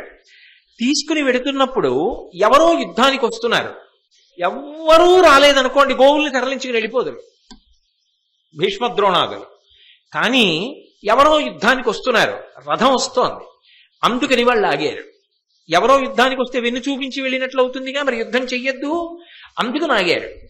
ఆగితే ఉత్తర కుమారుడు వస్తున్నాడు రథంలో. బృహన్నల సారథ్యం చేస్తున్నాడు. ఆ సారథ్యం చేస్తున్నప్పుడు ఈయన ద్రోణాచార్యుడు, భీష్ముడు అందరూ చూస్తున్నారు. తీరా యుద్ధభూమి వంక, కౌరవ సైన్యం వంక చూసినటువంటి ఉత్తర కుమారుడు భయపడిపోయి రథం దిగి వెనక్కి పరిగెత్తికి వెళ్ళిపోతుంటే ఆ బృహన్నల రూపంలో ఉన్నటువంటి అర్జునుడు బ్రతిమాలి, పోనీ లేవయా నేను యుద్ధం చేస్తానని శమీ వృక్షం దగ్గరికి తీసుకెళ్లి, ఇది ఎక్కి ఆయుధాలు పైనున్నాయి, గాంధీవం ఉంది, ఆ గాంధీవం దింపు, దాన్ని పట్టుకుని యుద్ధానికి ఎడతాను అన్నాడు. ఏదో ఉత్తర కుమారుడు చెట్టెక్కాడు, దాని మించి గాంధీవం దింపాడు. అర్జునుడు ఆ గాంధీవాన్ని అందుకున్నాడు. అందుకున్న తర్వాత ఇంకా యుద్ధానికి బయలుదేరాలి. అలా యుద్ధానికి బయలుదేరడానికి సిద్ధపడుతున్న సమయంలో అవతల వైపు మొహరించి ఉన్నటువంటి సైన్యంలోంచి ద్రోణాచార్యుల వారు మాట్లాడడం మొదలుపెట్టాడు. అక్కడ సైన్యంతో మాట్లాడాడు. మీకు మనవి చేశాను కదా, సకల శాస్త్ర పారంగతుడు. శకునాన్ని బట్టి చెప్తాడు, కాలాన్ని బట్టి చెప్తాడు, లగ్నాన్ని బట్టి చెప్తాడు, ముహూర్తాన్ని బట్టి చెప్తాడు. అనేక కారణములను బట్టి ఏం జరగబోతోందో ఊహించగలడు. అది ధార్మిక ప్రజ్ఞ కలిగినటువంటి వారికి కలిగేటటువంటి శాస్త్ర ప్రచోదనం. శాస్త్రాన్ని శాస్త్రంగా చదవడం వేరు, శాస్త్రము ప్రచోదనం బుద్ధిలో కావడానికి ధార్మికమైన అనుష్ఠాన బలం ఉండాలి. అనుష్ఠాన బలం ఉన్నదనుకోండి, అది స్ఫురణ శక్తిగా ప్రకాశిస్తుంది. అందుకు ప్రకాశించింది ద్రోణుడి యందు. అందుకు ఆయన కొన్ని మాటలు చెప్పడం మొదలుపెట్టాడు. ఆ దుర్యోధనాదుల వంక తిరిగి, మాసె నభోమణి నక్కలు కూశన్ కలయంగ దశలగున్ పలు ఛాయల్ శేషన్ బరమియిళ్ళు లడరి మ్రోసెం తమయంత తూర్యములపధ్వనులై. కొన్ని శకునములు చెప్తున్నాడు. మాసె అభోమణి, సూర్యుడు అకస్మాత్తుగా ప్రకాశించడం మానేశాడు. ఏదో ఎక్కడి నుంచో కొద్దిగా చీకటి కమ్మినట్టు కమ్ముతోంది. సూర్యప్రకాశం అర్ధంతరంగా ఆగింది, ఆగి ఉపసంహారమైంది. ఇది ఒక అపశకునం. నక్కలు కూశన్, ఇంత సైన్యం ఇక్కడ నిలబడి ఉండగా నక్కలు కూస్తున్నాయి. కలయంగ దశలగున్ పలు ఛాయల్ శేషన్ బరమియిళ్ళు లడరి, ఎక్కడ నుంచో అకస్మాత్తుగా పెనుమబ్బులు వచ్చాయి. అవి కేవలం నలుపు రంగులో ఉన్నవి కావు, రంగురంగులలో ఉన్నటువంటి ఆ మబ్బులు ఆకాశాన్నంతటినీ కమ్మి, కమ్మడంలో ఆకాశంలోంచి రంగురంగులు కనపడుతున్నాయి. అలా అన్ని రంగులలో మబ్బులు వచ్చి అన్ని రంగులు ఆకాశంలోంచి రాకూడదు కాబట్టి చాలా రంగులు కనపడుతున్నాయి. మురోశం తమయంత తూర్యములపధ్వనులై, తూర్యములని మోగిస్తారు యుద్ధంలో. అవి అపధ్వనిగా అంటే సుస్వరంగా కాకుండా, సరి అయినటువంటి ధ్వని కాకుండా అవి మ్రోగుతున్నాయి. అంటే అపశకనం. అందుకే ఇప్పటికీ పవిత్రమైనటువంటి పరమమంగళమైనటువంటి వాద్య పరికరములను చేత కాకుండా ముట్టుకుని మ్రోగించవద్దు అంటారు. వీణ అక్కడ కనపడింది అనుకోండి, ఆ వీణ వంక చూసి ఒక నమస్కారం చేస్తే మంచిదే, వీణకి ప్రదక్షిణం చేసి వెళ్ళిపోతే మంచిదే. వీణ రాకుండా నేను వీణ తీగలు మోగించే ప్రయత్నం చేయకూడదు, అపధ్వనులు రాకూడదు. ధ్వని వేరు, శబ్దం వేరు. శబ్దము అంటే అర్థం ఉంటుంది అని గుర్తు. అందుకే వేదములకు శబ్దరాశి అని పేరు. ఇప్పుడు నేను మాట్లాడుతున్నాను అనుకోండి, అది శబ్దంలోకి వస్తుంది, అంటే వేదంలోకని కదా, అర్థము కలిగినది. శబ్ద బ్రహ్మమయీ చరాచరమయీ జ్యోతిర్మయీ వాంగ్మయీ అని మీనాక్షి శతకంలో మీనాక్షి స్తోత్రంలో శంకర భగవత్పాదులు ప్రతిపాదిస్తారు. శబ్దస్వరూపంగా అమ్మవారిని, ఎందుకంటే పరాపశ్యంతి మధ్యమా వైఖరి ఆవిడే, లలితా సహస్రంలో వ్యాసాదులు ప్రతిపాదించినట్టు. శబ్దము అంటే అర్థముతో కూడుకుని ఉంటుంది. శబ్దము శాస్త్ర సమన్వయమై ఉంటుంది. రెండు తగిలితే తప్ప శబ్దం రాదు, రెండు తగలాలి. రెండు తగలలేదనుకోండి శబ్దం ఉండదు. అందుకే మీరు చూడండి, చేతివేళ్లు పెట్టి మృదంగాన్ని వాయించారనుకోండి శబ్దం వస్తుంది, వైలిన్ని తీగతో రాపాడించారనుకోండి శబ్దం వస్తుంది, వీణ తీగని పెనగారనుకోండి శబ్దం వస్తుంది. నేను మాట్లాడుతున్నప్పుడు ఈ శబ్ద పీఠికలో ఉరిపిడి కలిగితే ఆ ఉరిపిడికి శబ్దం పుడుతుంది. ఎక్కడ శబ్దం పుట్టినా రెండు కర్రలు కలిపి కొట్టాననుకోండి శబ్దం వస్తుంది. శబ్దము అర్థమును ప్రతిపాదిస్తోంది అనుకోండి, దాన్ని శబ్దము అంటారు. ఏ అర్థము లేకుండా శబ్దం వచ్చిందనుకోండి అప్పుడు ధ్వని అంటారు. పసిపిల్లలు ఉంటారు, ఉంగా అంటాడు, దానికి అర్థం ఏమిటండి అన్నారు అనుకోండి, ఏం ఉండదు, ఉన్నా నాకేం తెలియదు, ఎవరూ చెప్పలేరు. పిల్లలు, పసిపిల్లలు చేసేటటువంటి శబ్దానికి రవానికి ఏం అర్థం ఉంటుంది, ఉండదు. అప్పుడు దాన్ని ధ్వని అంటారు. అది మంగళకరమే. పసిపిల్లవాడు ఏడ్చిన, అందుకే కొన్ని కొన్ని ఇంట్లో శుభ సూచనలు, అవి చూడడానికి బాగుండవు కానీ శుభ సూచనలు, వినడానికి బాగుండవు కానీ శుభ సూచనలు. ఇంట్లో సాధారణంగా దంపతులు పక్కా వేసుకున్నప్పుడు తెల్లటి దుప్పటి వేసుకోవాలి అంటారు, తెల్ల దుప్పటి వేసుకుంటారు. పెళ్ళైన కొత్తల్లో తెల్ల దుప్పటి వేసుకుని ఆ పక్క అలా శుభ్రంగా ఉంటే అందంగా ఉంటుంది, మంచిదే. కానీ ఎప్పటికీ పిల్లలు తొక్కకుండా, పిల్లల కాలిముద్రలు పడకుండా మరకలు లేని తెల్ల దుప్పటితోటే పక్క ఉండిపోయింది అనుకోండి, అది దంపతుల గుండెలకి బరువు. తెల్ల దుప్పటి అమ్మ వేస్తే పిల్లాడు దాని మీద ఎక్కి యుద్ధం చేసుకుని ఇద్దరు ఆడుకుంటుంటే వాళ్ళ కాళ్ళ మరకలన్నీ దాని మీద పడిపోతే అమ్మ వచ్చి చేతులు పట్టుకుని పిర్రల మీద 2 దెబ్బలు కొట్టి, బుద్ధిహీనులారా మీ నాన్నేమో దుప్పటి తెల్లగా ఉంటాడు, ఇలా వేస్తాను మీరు ఎక్కి తొక్కుతారని కిందకి దింపేసింది అనుకోండి. అమ్మ పడుతున్న బాధ, వాళ్ళు చేసిన అల్లరి, వాళ్ళ కేకలు, ఆ ధ్వని మంగళప్రదం కాదు. అప్పుడు ఆ ఇల్లు నిండింది, ఆ ఇల్లు సంతోషంగా ఉంది. అది లేకపోతే అందం లేదు. పసిపిల్ల ఉయ్యాలలో క్యారమని ఏడుస్తోంది అనుకోండి, ఆ ఇల్లు పండింది. ధార్మికమైనటువంటి సంతానం కొరకు కదా వివాహం చేసుకున్నది. ఆ సంతానం కలిగి ఊయలలో పాప ఏడుస్తోంది అనుకోండి, ఆ పాపని మార్చి మార్చి తల్లి తండ్రి ఎత్తుకుంటున్నారు అనుకోండి, అది మంగళప్రదం, భగవదనుగ్రహం కలిగింది అని గుర్తు. అలా ఇంట పసిపాప ఏడుపు వినపడక ఎంతమంది కళ్ళంబట నీళ్లు ఎత్తుకుంటున్నారో. అది ఈశ్వరుడిచ్చిన గొప్ప వరం. కోట్లు పెడితే రమ్మంటే వస్తుందా? అది భగవంతుడిచ్చిన మహాద్భుతమైన కానుక. అవి ధ్వనులు, శబ్దములు, అర్ధప్రతిపాదకములు. ఇక్కడ ద్రోణుడు అంటున్నాడు, ఆ తూర్యములు గాలి ఊది మ్రోగించాలి, అప్పుడు సుస్వరంగం అవుతాయి. అవి తమంత తాము మోగేస్తున్నాయి, అపస్వరంగం అవుతున్నాయి. అంటే ఏదో అమంగళము ఉన్నదని గుర్తు, అశుభము జరుగుతోందని గుర్తు. అంతేకాదు, ఈ గజములు మిన్నకయును మ్రొగ్గెడు, ఉత్తమ తురంగములు బాష్పజలం బగ్గలము విడుచుచున్నవి, తగ్గెడు కారణము లేక తడబడి పడగల్.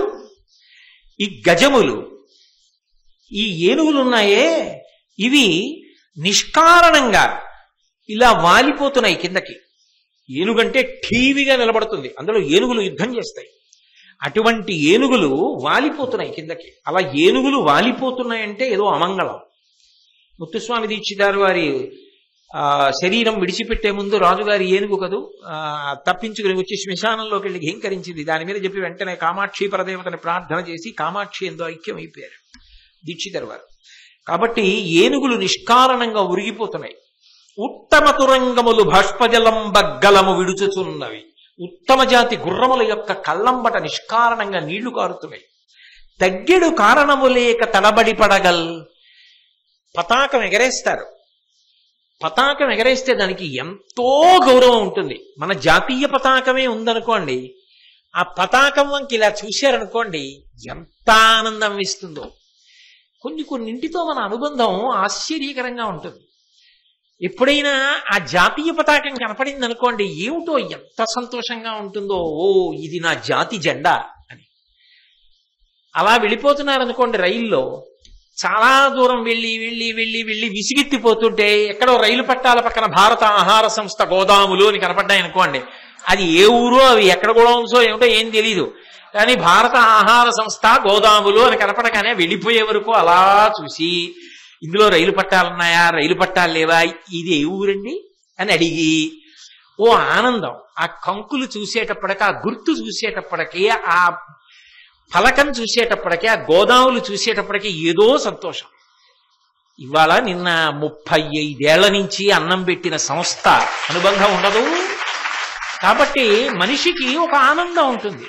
ఆ పతాకం నిష్కారణంగా ఇలా కిందికి దిగకూడదు. అందుకే కదూ మహాత్ములు వెళ్ళిపోయారనుకోండి, దేశనాయకులు పతాకాన్ని అవనతం చేస్తారు, మధ్యలోకి దింపేస్తారు. ఆ పతాకం దిగిపోకూడదు ఎప్పుడూ కూడా. దేని పట్ల ఉండవలసిన గౌరవం దాని పట్ల ఉండాలి. చక్కగా అది ఎగురుతూ ఉండాలి. అది ఎగురుతుంటే అందం. ద్రోణుడు ఎంత సునిశ్చిత ప్రజ్ఞాశాలో, ఎంత జాగ్రత్తగా కనిపెట్టాడో చూడండి శకునముల వంక. ఆయన అన్నాడు, తగ్గెడు కారణము లేక తడబడి పడగల్. ఏ కారణం లేదు, పోనీ ఏదో పెద్ద గాలి వచ్చిందండి పతాకాలు కొద్దిగా కిందకి దిగే అందామా, ఏమీ లేదు. ఏమీ లేకుండా పతాకం కిందకి జారిపోతోంది. అలా జారుతోంది అంటే ఏదో అమంగళం. పెను యుద్ధం జరుగుతుంది, మామూలు యుద్ధం కాదు. మనమేమనుకుంటున్నాం, అందరూ వెళ్ళిపోయారనుకుంటున్నాం, ఇక్కడ ఎవరు లేరు అనుకుంటున్నాం, కానీ ఎవరో వస్తున్నాడు. భయంకర యుద్ధం జరుగుతుంది. కాబట్టి దుశ్శకునములు కనపడుతున్నాయి. పతాకం జారింది. పతాకం యొక్క అన్న మాట నేను ఎత్తినప్పుడు ఒక మాట చెప్పవలసి ఉంటుంది. దేశ పౌరులందరికీ పతాకం మీద గౌరవం ఉంటుంది. కానీ కొన్ని మాటలు విన్నప్పుడండి నిజంగా కన్నుల వెంట బాష్పధారలు వస్తాయి. నేను ఎక్కడో చదివా, ఒక గొప్ప అధికారి, సైన్యంలో పనిచేసే వ్యక్తి తన కుటుంబం దగ్గర వీడ్కోలు తీసుకుంటున్నాడు. దేశంలో యుద్ధ సూచనలు కనపడుతున్నాయి. సెలవు రద్దు చేశాను, వెనక్కి వచ్చేయమన్నారు. ఆయన వెళ్ళిపోతున్నాడు. అది నేను ఉద్యోగం చేసినట్టు ఉండదు కదూ. నేను పొద్దున్న వెడితే సాయంకాలం ఇంటికి వస్తా. యుద్ధానికి వెడితే మళ్ళీ వస్తాడని నమ్మకం ఉంటుందా? ఆ భార్యకి వీడ్కోలు పలికి పిల్లల్ని ముద్దు పెట్టుకుని బయలుదేరుతున్నాడు. బయలుదేరుతూ వెనక్కి తిరిగి అన్నాడు, వస్తే దేశ పతాకాన్ని ఎగరేసి వస్తా, కాకుంటే దేశ పతాకంలో చుట్టబడి వస్తా పతాకం మీద అంత గౌరవం. వాళ్ళ వల్ల కదండి ఇంత క్షేమంగా ఇంత సంతోషంగా అన్నం తింటున్నాం. ఆ హనుమంతప్ప ఆ మధ్యకాలంలో దినపత్రికల్లో ఆయన దేశభక్తి, ఆయన పోరాటం చేసిన తీరు యావత్ భారతదేశం నివాళి ఘటించింది కదా మహానుభావులకి. ఆ సియాచిన్ లాంటి ప్రాంతాలలో నిలబడతారు. వాళ్ళు పడే కష్టంలో మనం పడే కష్టం ఏ పాటి నిజంగా మన ఉద్యోగాలు, వాళ్ళది ఈ కష్టం అంటే. పతాకం అన్న మాట పట్ల అంత గౌరవం ఉంటుంది. ఒకప్పుడు జనరల్ మానిక్ షా పేరు మీరు వినుంటారు. జనరల్ మానిక్ షా ఒకప్పుడు ఒక మాట చెప్పారు, ఈ దేశంలో ఎవడైనా మృత్యువు వలన భయం లేదు నాకు అంటే అబద్ధం చెప్తున్నాడంటారు. నాకు మృత్యువు వలన భయం లేదు అని చెప్పగలిగిన వాళ్ళు ఇద్దరే ఉన్నారు. ఒకడు అబద్ధం చెప్పేవాడు, ఎందుకంటే మృత్యువు వలన భయం లేనివాడు లేడు. రెండు, మృత్యువు వలన భయం లేదు అని నిజం చెప్పేవాడు ఒకడున్నాడు, వాడు గోర్ఖా రెజిమెంట్ని ఉద్దేశించి ప్రసంగిస్తూ చెప్పాడు ఆయన. అంత గొప్పగా యుద్ధం చేస్తారట గోర్ఖా రెజిమెంట్స్ అంటే, అంత గొప్ప యుద్ధం చేస్తారట వాళ్ళు. జనరల్ మానిక్ షా అంతటి వాడు చెప్పిన మాట. ఒక సేనానాయకుడు చెప్పుకున్నాడు, భారత సైన్యానికి సంబంధించిన ఒక అధికారి, భారతదేశపు జాతీయ పతాకం దేశంలో ఎక్కడ ఎగిరినా ఎందుకు ఎగురుతోందో తెలుసా? గాలికి ఎగురుతోందని మీరు అనుకుంటున్నారా? ఈ దేశం కోసం పోరాడి పోరాడి పోరాడి ఊపిరి విడిచిపెడుతున్నటువంటి సైనికుల యొక్క ఆఖరి ఊపిరి చేత ఎగురుతూనే ఉంది. అది పతాకం అంటే. దానికి శాల్యూట్ చేస్తూ చచ్చిపోతారు, దాని కోసం జల్లెడ కొట్టినట్టు తూటాలతో దెబ్బలు తింటారు. పతాకమునకు అంత గౌరవం. మన పిల్లలకి మనం నేర్పాలి జాతీయ పతాకం పట్ల భక్తి, జాతీయ పతాకం కనపడితే పొందవలసినటువంటి ప్రేమ, నీ సంస్థ పట్ల నీకుండవలసిన గౌరవం, నీకుండవలసిన ప్రేమ, నీకుండవలసిన పొంగు, నీదన్న భావన లేనినాడు ఆ జీవితం ఎప్పుడూ నేను నా పెళ్ళం నా పిల్లలే ఎన్నాళ్ళు అలా బ్రతికేస్తావు. రవీంద్రనాథ్ ఠాగూర్ అందుకే గీతాంజలిలో చెప్తాడు, wear the world is where the head is held high without fear and where the world has not been broken up into fragments by narrow domestic walls, to thee my country lift it అని, ఎక్కడ దేశము సంకుచితమైన భావనల చేత అడ్డుగోడల చేత చిన్నాభిన్నము కాదో ఆ స్థితికి నా జాతి నెత్తమని ప్రార్థన చేశాడు రవీంద్రనాథ్ ఠాగూర్ గారు. అంటే పతాకం అన్నదానికి అంత గౌరవం. ద్రోణాచార్యుల వారు పతాకముల వంక అలా చూశాడు. ఏమి మహానుభావుడండి! దాన్ని బట్టి శకునం చెప్పాడు. అందుకు నేనన్నది అనుష్ఠాన బలం, అది మనిషిని అలా బుద్ధి ప్రచోదనం చేస్తుంది. కాబట్టి ఆయన ఒక మాట అంటూ, తగ్గెడు కారణము లేక తడబడి పడగల్, అదిగో నిష్కారణంగా పతాకములు కిందకి దిగాయి. అంటే ఏదో అమంగళకరం, పెద్ద యుద్ధం జరుగుతుంది, మనకి ఓటమి సంభవిస్తుంది అనడానికి ఇది ఒక నిదర్శనం. దగ్ధములైనట్టుల సంయగ్ధైర్యములెడలే మండే ఆయుధ చయముల్ దిగ్ధూమం బెసగే అసందిగ్ధము మన కాజీయగుట దీనికి తగగన్. ఆయన అంటున్నాడు, చూడండి మన అందరి యొక్క ధైర్యం ఏదో ఒక్కసారి దగ్ధం అయిపోయినట్టు, కాలిపోయినట్టుగా పోయింది. ఏమిటో అకస్మాత్తుగా నీరసం వచ్చింది అందరికీ, ఏదో బిగుడు బయలుదేరింది అందరికీ. అందరి ధైర్యం దగ్ధమైంది ఒక్కసారి. నిష్కారణంగా ఆయుధములు మండే కాలే, ఆయుధశాల కాలింది, ఆయుధములు కాలే. ఏదో తగినంత సూర్యుని యొక్క వేడో అగ్గినో కారణమో లేదు, నిష్కారణంగా కాలే. దిగ్ధూమం బెసగే, దిక్కులన్నీ కూడా ధూమంతో పొగలు ఆవరించిపోయి. అసందిగ్ధము మన కాజీయకుట దీనికి తగగన్, తప్పకుండా భయంకరమైన యుద్ధం జరుగుతుంది. ఎవ్వరూ లేరు, ఎవ్వరూ లేరు, ఎవ్వరూ లేరు లోపల విరాట నగరంలోని. మీరు అనుకుంటున్నారు ఎవరో ఉన్నాడు వస్తాడు. ఎప్పుడు చెప్పేశాడు? అర్జునుడు వస్తున్నాడని తెలిసి కాదు, శకునాన్ని బట్టి చెప్తున్నాడు ద్రోణుడు. అది ద్రోణ ప్రజ్ఞ అంటే, అది ఆచార్య స్థాయి అంటే, అది గురువు అంటే. అటువంటి గురువులు పుట్టిన గడ్డ ఈ దేశం. కాబట్టి మొనలొరుపుగా తీర్చికొనుడు, తన తన వాహనముల ఆయుధములెల్ల జనంబును ననువు చేసికొనుడు, ఓపినయంతయు కాచికొనుడు బెదరక పశులం.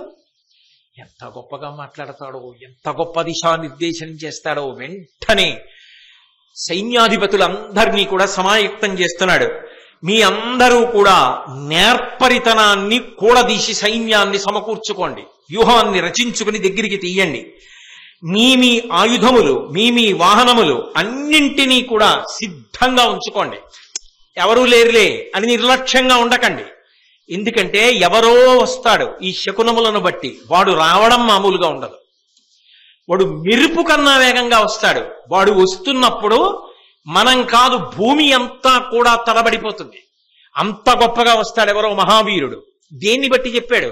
అర్జునుడు వస్తాడని ద్రోణుడికి అప్పటికి తెలియదు, శకునములను బట్టి చెప్తున్నాడు.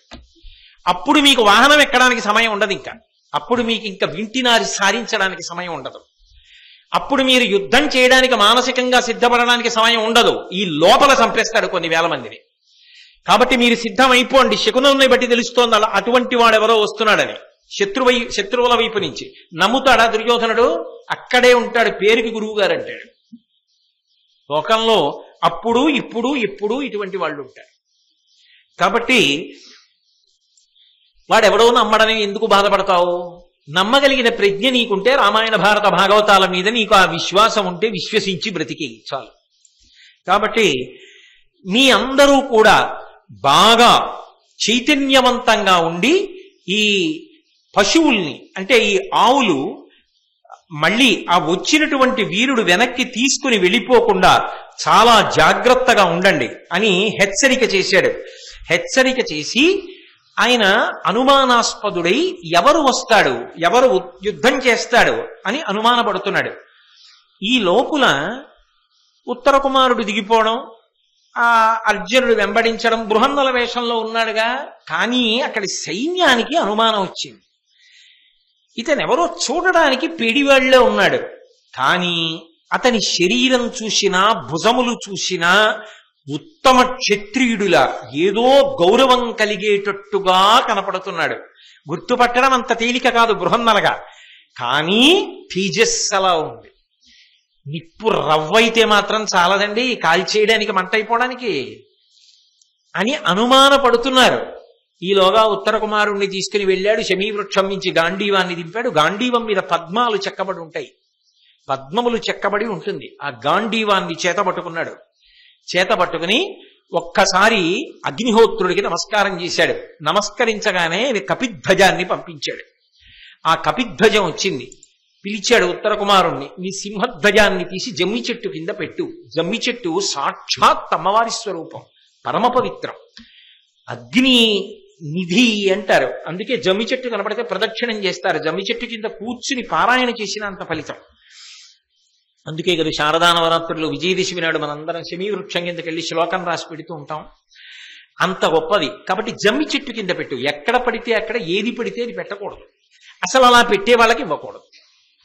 ఓ కప్పు కాఫీ తాగుతున్నారు అనుకోండి, ఆ కప్పు కాఫీ తాగేసిన తర్వాత మీరు ఎక్కడ పెడతారు అన్నదాన్ని బట్టి మీ సంస్కృతి తెలుస్తుంది.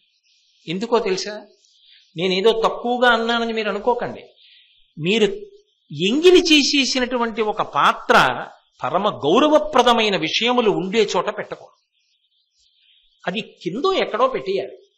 లేకపోతే మీరు ఎంగిలితా చేసినటువంటిది పరమ పవిత్రమైనటువంటి ప్రదేశం, ఎన్నో నిర్ణయాలు జరిగేటటువంటి ప్రదేశంలో ఉంచకుండా ఉండడం నీ సభ్యత, నీ గౌరవం.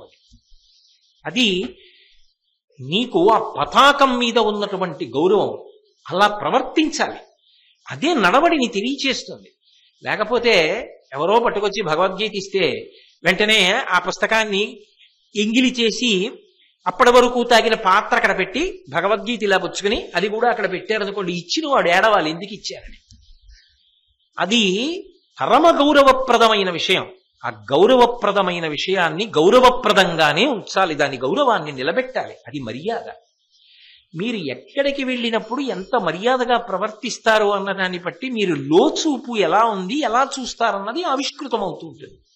కాబట్టి ఆయన ఆ పద్మములతో కూడిన ధనస్సు పట్టుకుని ఆ కపిధ్వజం అగ్నిహోత్రుడు పంపించాడు. మరి సింహధ్వజం ఉత్తర కుమారుడిది తీసి ఎక్కడ పెట్టాలి? ఎక్కడ పడితే అక్కడ పెట్టేయకూడదు దాన్ని. ఆ ధ్వజం ఇప్పుడే కదా చెప్పాను మీకు, ఆ పతాకానికి అంత గౌరవం. నువ్వు జమ్మి చెట్టు కింద పెట్టించాడు. మళ్ళీ వచ్చినప్పుడు తీసుకుందాం ఇక్కడ పెట్టి కపిధ్వజాన్ని కట్టాడు. ఆ కపిధ్వజాన్ని అనేకమైనటువంటి భూతగణములు ఆవహించి ఉంటాయి. ఆయన ప్రార్థన చేయగానే చేతిలోకి దేవదత్తము అనబడేటటువంటి ఒక గొప్ప శంఖం వచ్చింది. ఇప్పుడు అది పట్టుకుని అర్జునుడు రథం ఎక్కి వస్తున్నాడు. వస్తుంటే చూశాడు, ఇంత వేగంగా ఎవరో వీరుడు వస్తున్నాడే. అనుమానం వచ్చింది ద్రోణాచార్యుల వారికి, ఎవరొస్తారు? ఇటు భీష్ముడు ఉన్నాడు, ద్రోణుడు ఉన్నాడు, కర్ణుడు ఉన్నాడు, అశ్వత్థామ ఉన్నాడు, కృపాచార్యుడు ఉన్నాడు, దుర్యోధనుడు ఉన్నాడు. ఇన్ని వేల మందితో కూడుకున్న సైన్యం ఉంది. ఒక్కడొస్తాడా యుద్ధానికి? అర్జునుడే రావాలి. అయితే చాలా రోజులైంది చూద్దాం అనుకోలేదు, భయపడ్డాడు. అది ప్రేమ, అది గురువు యొక్క వాత్సల్యం. వెంటనే భీష్ముడి వంక తిరిగాడు. వాళ్ళిద్దరి అనుబంధం పెద్ద అయిన కదూ.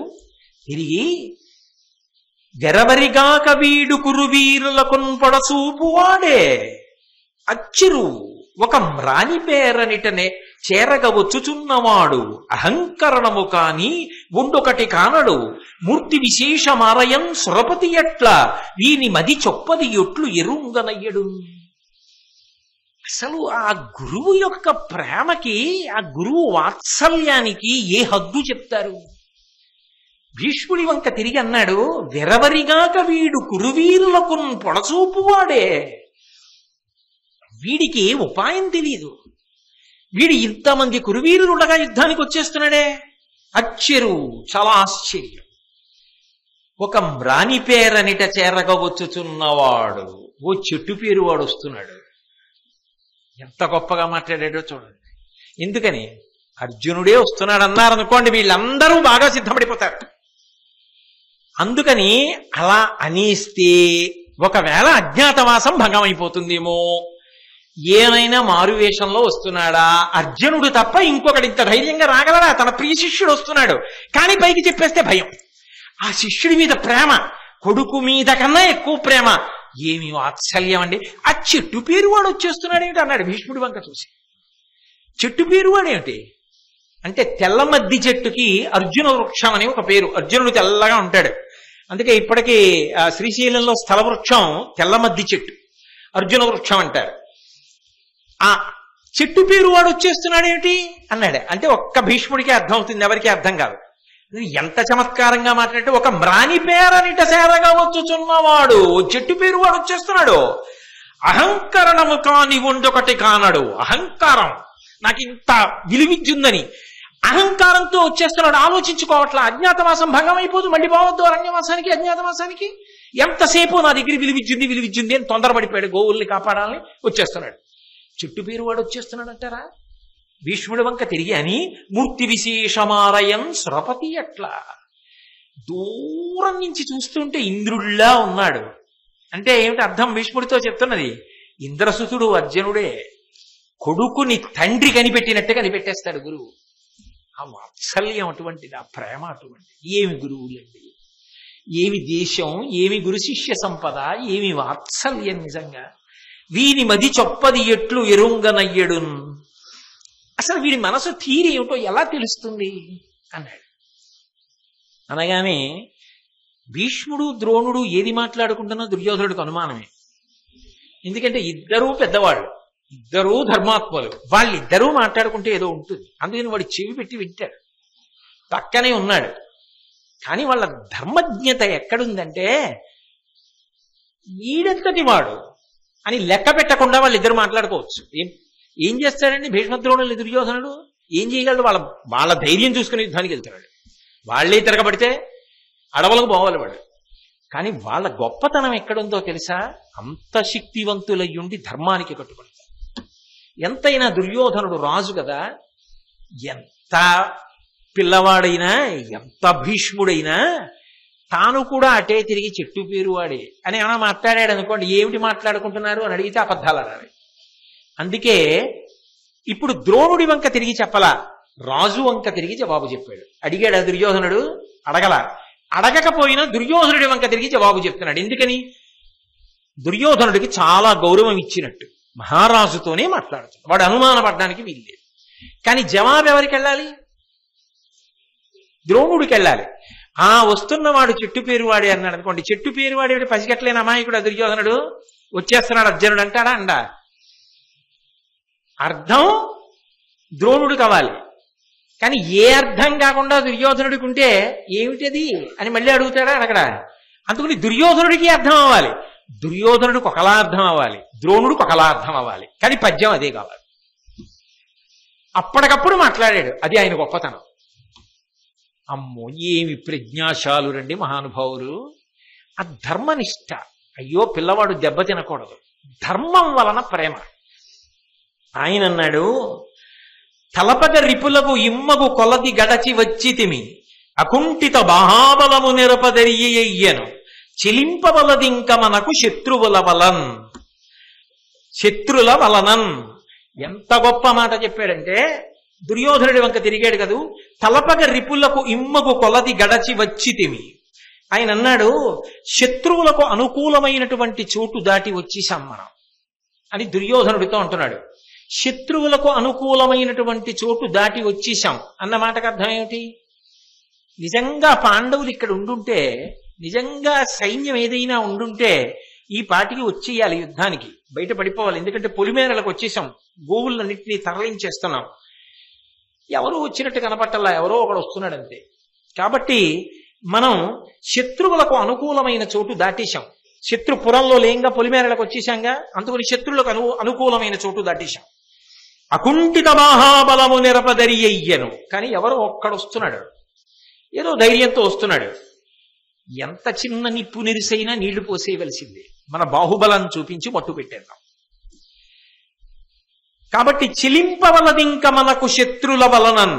మనం శత్రువుల వలన భయపడవలసిన మన అవసరం మనకేం లేదు అని రాజు వంక తిరిగి చెప్పాడు దుర్యోధనుడి వంక. ద్రోణుడికి ఏమని అర్థం అవుతుంది అది అంటే, అదే సమయంలో ఇలా తిరిగాడు అది చెప్పి. ద్రోణుడు అన్నాడు, అర్థమైంది. ఏమిటి అర్థం ద్రోణుడికి అంటే, తలపగ రిపులకు ఇమ్మకు కొలది గడిచి వచ్చితిమి, శత్రువులకు అనుకూలమైనటువంటి చోటు దాటాం. చోటు అంటే హద్దు. అజ్ఞాతవాస కాలం అయిపోయింది, దాటేశారు. దాటారు పాండవులు. అజ్ఞాతవాసం అరణ్యవాసం పూర్తి చేసేశారు. కాబట్టి ఇప్పుడు వాళ్ళు శత్రువులకు అనుకూలమైన కాలం అంటే ఈ కౌరవులకు అనుకూలమైన కాలం దాటిపోయింది. ఇంకా వాళ్ళు విజృంభిస్తారు. ద్రోణుడికి అర్థం అవుతారు. అకుంఠిత మహాబలము నిరపదరియను. ఇప్పుడు గొప్ప భుజబలాన్ని చూపించవలసిన సమయం వచ్చింది. అజ్ఞాతవాసం అయిపోయింది కాబట్టి అర్జునుడే వస్తున్నాడు. బాహుబలాన్ని చూపించడానికి బయలుదేరి వచ్చేస్తున్నాడు. మీకేం అనుమానం లేదు ద్రోణాచార్య. చిలింపవలదింక మనకు శత్రుల వలనన్. పాండవులకు శత్రువులు కౌరవులు. ఇక వీళ్ళు వాళ్ళని ఏదో చేస్తారని మీరేం బెంగపెట్టుకోక్కర్లా. ఇక వాళ్ళు చూడడానికి ఏం రారు, కురుక్షేత్రంలోనే కలుసుకుంటారు. ధర్మయుద్ధంలో వీళ్ళు మడిసిపోతారు, వాళ్ళకి పట్టాభిషేకం అయిపోతుంది. కాబట్టి ఈ శత్రువుల వలన మీరు బెంగపెట్టుకోవలసిన అవసరం లేదు. రాజుకు ఒకలా అర్థమైంది, ద్రోణుడికి ఒకలా అర్థమైంది. ఏకకాలంలో ధర్మం తప్పకుండా రాజుతో మాట్లాడాడు. ఇటు తిరిగేటప్పటికీ ద్రోణుడికి అర్థమైంది. ద్రోణుడు ఏం చేయాలి? ద్రోణుడు అది విని ఓ అని ఊరుకోవాలి కదా. కానీ నిజానికి ఏం చేయాలి? సమయోచిత ప్రజ్ఞ అంటే భీష్ముడు బయటపడ్డా? బయటపడలేదుగా. బయటపడకుండా ఊరుకోవాలి. ఏదో లెక్క కట్టుకున్నాడు, కానీ అప్పటి వరకు లెక్కలో మాత్రం బయటికి చూస్తే, ఎందుకంటే అధిక మాసాలు వదిలేశారు వాళ్ళు, అవలేదు అజ్ఞాతవాసం, అయిపోయింది అజ్ఞాతవాసం నిజానికి. ఎందుకని? అధిక మాసాలు లెక్క పెట్టి చూస్తే. అది భీష్ముడు ఒక్కడే లెక్క పెట్టాడు, మిగిలిన వాళ్ళు లెక్క పెట్టలే. అందుకని అవలేదనుకుంటున్నాడు దుర్యోధనుడు. కాబట్టి ఇప్పుడు ఈ మీమాంస రాకుండా కాసేపు ద్రోణుడు ఆగాలి కదా, ఆగలేదు. వస్తున్నవాడు పార్థుడే, మీరన్నట్టుగా చెట్టు పేరు వాడే వచ్చేస్తున్నాడు. అయిపోయింది అరణ్యవాసం అజ్ఞాతవాస సమయం, దాటిపోయారు వాళ్ళు. ఎలా అవుతుంది అని అడగలేదు. ఇంకా భీష్ముడు చెప్పాడంటే అందులో తిరిగే ఉంది. ఆనందం ఆపుకోలేకపోయాడు. ఇప్పుడు కూడా రహస్యంగా ఉండాలి కదా, కానీ ఉండలేదు. ఆనందం ఆపుకోలేక సింగంబాకటితో గుహాంతరమునం చెట్పాటుమయ్యుండి మాతంగ స్ఫూర్జిత యూధ దర్శన సముద్రక్రోధమై వచ్చునోజన్ కాంతార నివాస ఖిన్నమతి అస్మత్ సేనపై వీడే వచ్చన్ కుంతీసుత మధ్యముండు సమరస్తేమాభిరమకృతి. ఎంత ఆనందపడిపోయాడు, ఎంత ఆనందమో, ఎంత గట్టిగా చెప్పేశాడు. అందరూ వింటుండగా చెప్పేశాడు. ఎలా? అవును అర్జునుడు వచ్చేస్తున్నాడు అనలేదు. ఆ ఆనందం పరవశం పొందేసి రెండు చిత్తులు ఎత్తేసి సింగం బాకటితో గుహాంతరమునం చెట్పాటుమయ్యుండి. సింహం చాలా కాలం ఆకలితో గుహలో ఉండిపోయి ఆ గురు శిష్య సంబంధం, ఆ గురువు గారి ఆనందం తలుచుకుంటే నాకే తడబాటు వస్తుంది. సింహం ఆకలితో చాలా కాలం అరణ్యంలో ఉండిపోయింది. అంత కష్టంలో ఉండిపోయిన సింహం బయటికి రాలేక అలా చూస్తోంది. అలా చూస్తూ ఉండగా సింహం వాకటితో గుహాంతరమునం చెట్పాటుమయ్యుండి మాతంగ స్ఫూర్జిత యూత దర్శన సముజ్జ క్రోధమై వచ్చునోజన్. తర్వాత స్వస్థత పొందింది. ఇప్పుడు దానికి అవకాశం వచ్చింది. దాని ముందు నుంచి ఏనుగులు ఎడుతూ కనపడ్డాయి. ఇప్పుడు ఎలా ఉంటుంది ఆ సింహం? ఊరుకుంటుందా? ఇంతకు ముందు ఊరుకుంది. దానికి ఏదో కష్టం వచ్చింది, అందుకని బయటికి రాలా, గుహలో ఉండిపోయింది. ఇప్పుడు దానికి బయటకు వచ్చే అవకాశం వచ్చింది. ఏనుగులు కనబడ్డాయి. అంటే ఎవరు? దుర్యోధనాదులు కనబడుతున్నారు. కాబట్టి ఉత్సు నూజన్ కాంతార నివాస కిన్నమతి, ఇంతకాలం అరణ్యవాసం చేసి దగ్ధమానమైన హృదయంతో అవమానం భరించి ధర్మం కోసం సహనం పాటించిన నా శిష్యుడు ఉన్నాడే అర్జునుడు, ఆయన అస్మత్ సేనపై వీడే వచ్చేస్తున్నాడు అర్జునుడు ఈ సేన మీదకి. ఎవరు? కుంతీసుత మధ్యముండు సమరస్తేమాభిరామాకృతిన్, స్థిరమైనటువంటి మనస్సుతో పరమానందంతో నిన్నళ్ళకి దొరికారా అని వస్తున్నాడు. నేను చెప్పినది కరెక్ట్, నేను చెప్పిన శకునాలున్నాయే అవన్నీ సత్యం. వస్తున్నవాడు అర్జునుడే. కుంతీసుత మధ్యముండు ఎలా అన్వయం? కుంతీసుత మధ్యముండు అంటే కుంతీదేవికి నిజానికి ధర్మరాజు, భీముడు, అర్జునుడు, మధ్యలో వాడు భీముడు. మరి అర్జునుడు ఎలా అవుతాడు కుంతీసుత మధ్యముండు అంటే? నిజానికి కుంతీదేవికి ముగ్గురే కొడుకులైనా ఆమె మాద్రి యొక్క కుమారులు ఇద్దరినీ కూడా తన కొడుకుల్లా చూసింది, కానీ నా కొడుకులు కారన్న భావన ఆమె ఎన్నడూ పొందలేదు. కుంతీదేవి గౌరవాన్ని కూడా ఆవిష్కరించాడు ద్రోణుడు. కాబట్టి కుంతికి 5 కొడుకులే. 5 కొడుకులైనప్పుడు ధర్మరాజు, భీముడు, ఇటు నకులుడు, సహదేవుడు వదిలిపెడితే మధ్యలో వాడు అర్జునుడు. కాబట్టి కుంతీదేవిని పొగుడుతున్నాడు. అటువంటి తల్లికి కొడుకు వీడు. కాబట్టి వచ్చన్ కుంతీసుత మధ్యముండు సమరస్తేమాభిరామాకృతిన్, అపారమైనటువంటి తేజస్సుతో అదిగో బయలుదేరి వచ్చేస్తున్నాడు. కాబట్టి మీ అందరూ కూడా సిద్ధపడండి, అంత తేలిక కాదు యుద్ధం అంటూ ఉండగా పరమ సంతోషంతో అర్జునుడు ఆ రథమెక్కి యుద్ధభూమిలోకి ప్రవేశిస్తూ పరమానందకరంగా అందరూ సంతోషించేటట్టుగా దేవదత్తాన్ని పూరించాడు. ఎందుకంటే శంఖధ్వని మంగళకరం. మంగళప్రదమైనటువంటి శంఖధ్వని దగ్గర ఇవాళ ప్రవచనాన్ని పూర్తి చేస్తున్నాను. మళ్ళీ రేపు సాయంకాలం 7 గంటలకు కలుసుకున్నప్పుడు ఆ ద్రోణాచార్యుల వారి యొక్క వైభవాన్ని మళ్ళీ కొనసాగిస్తాను.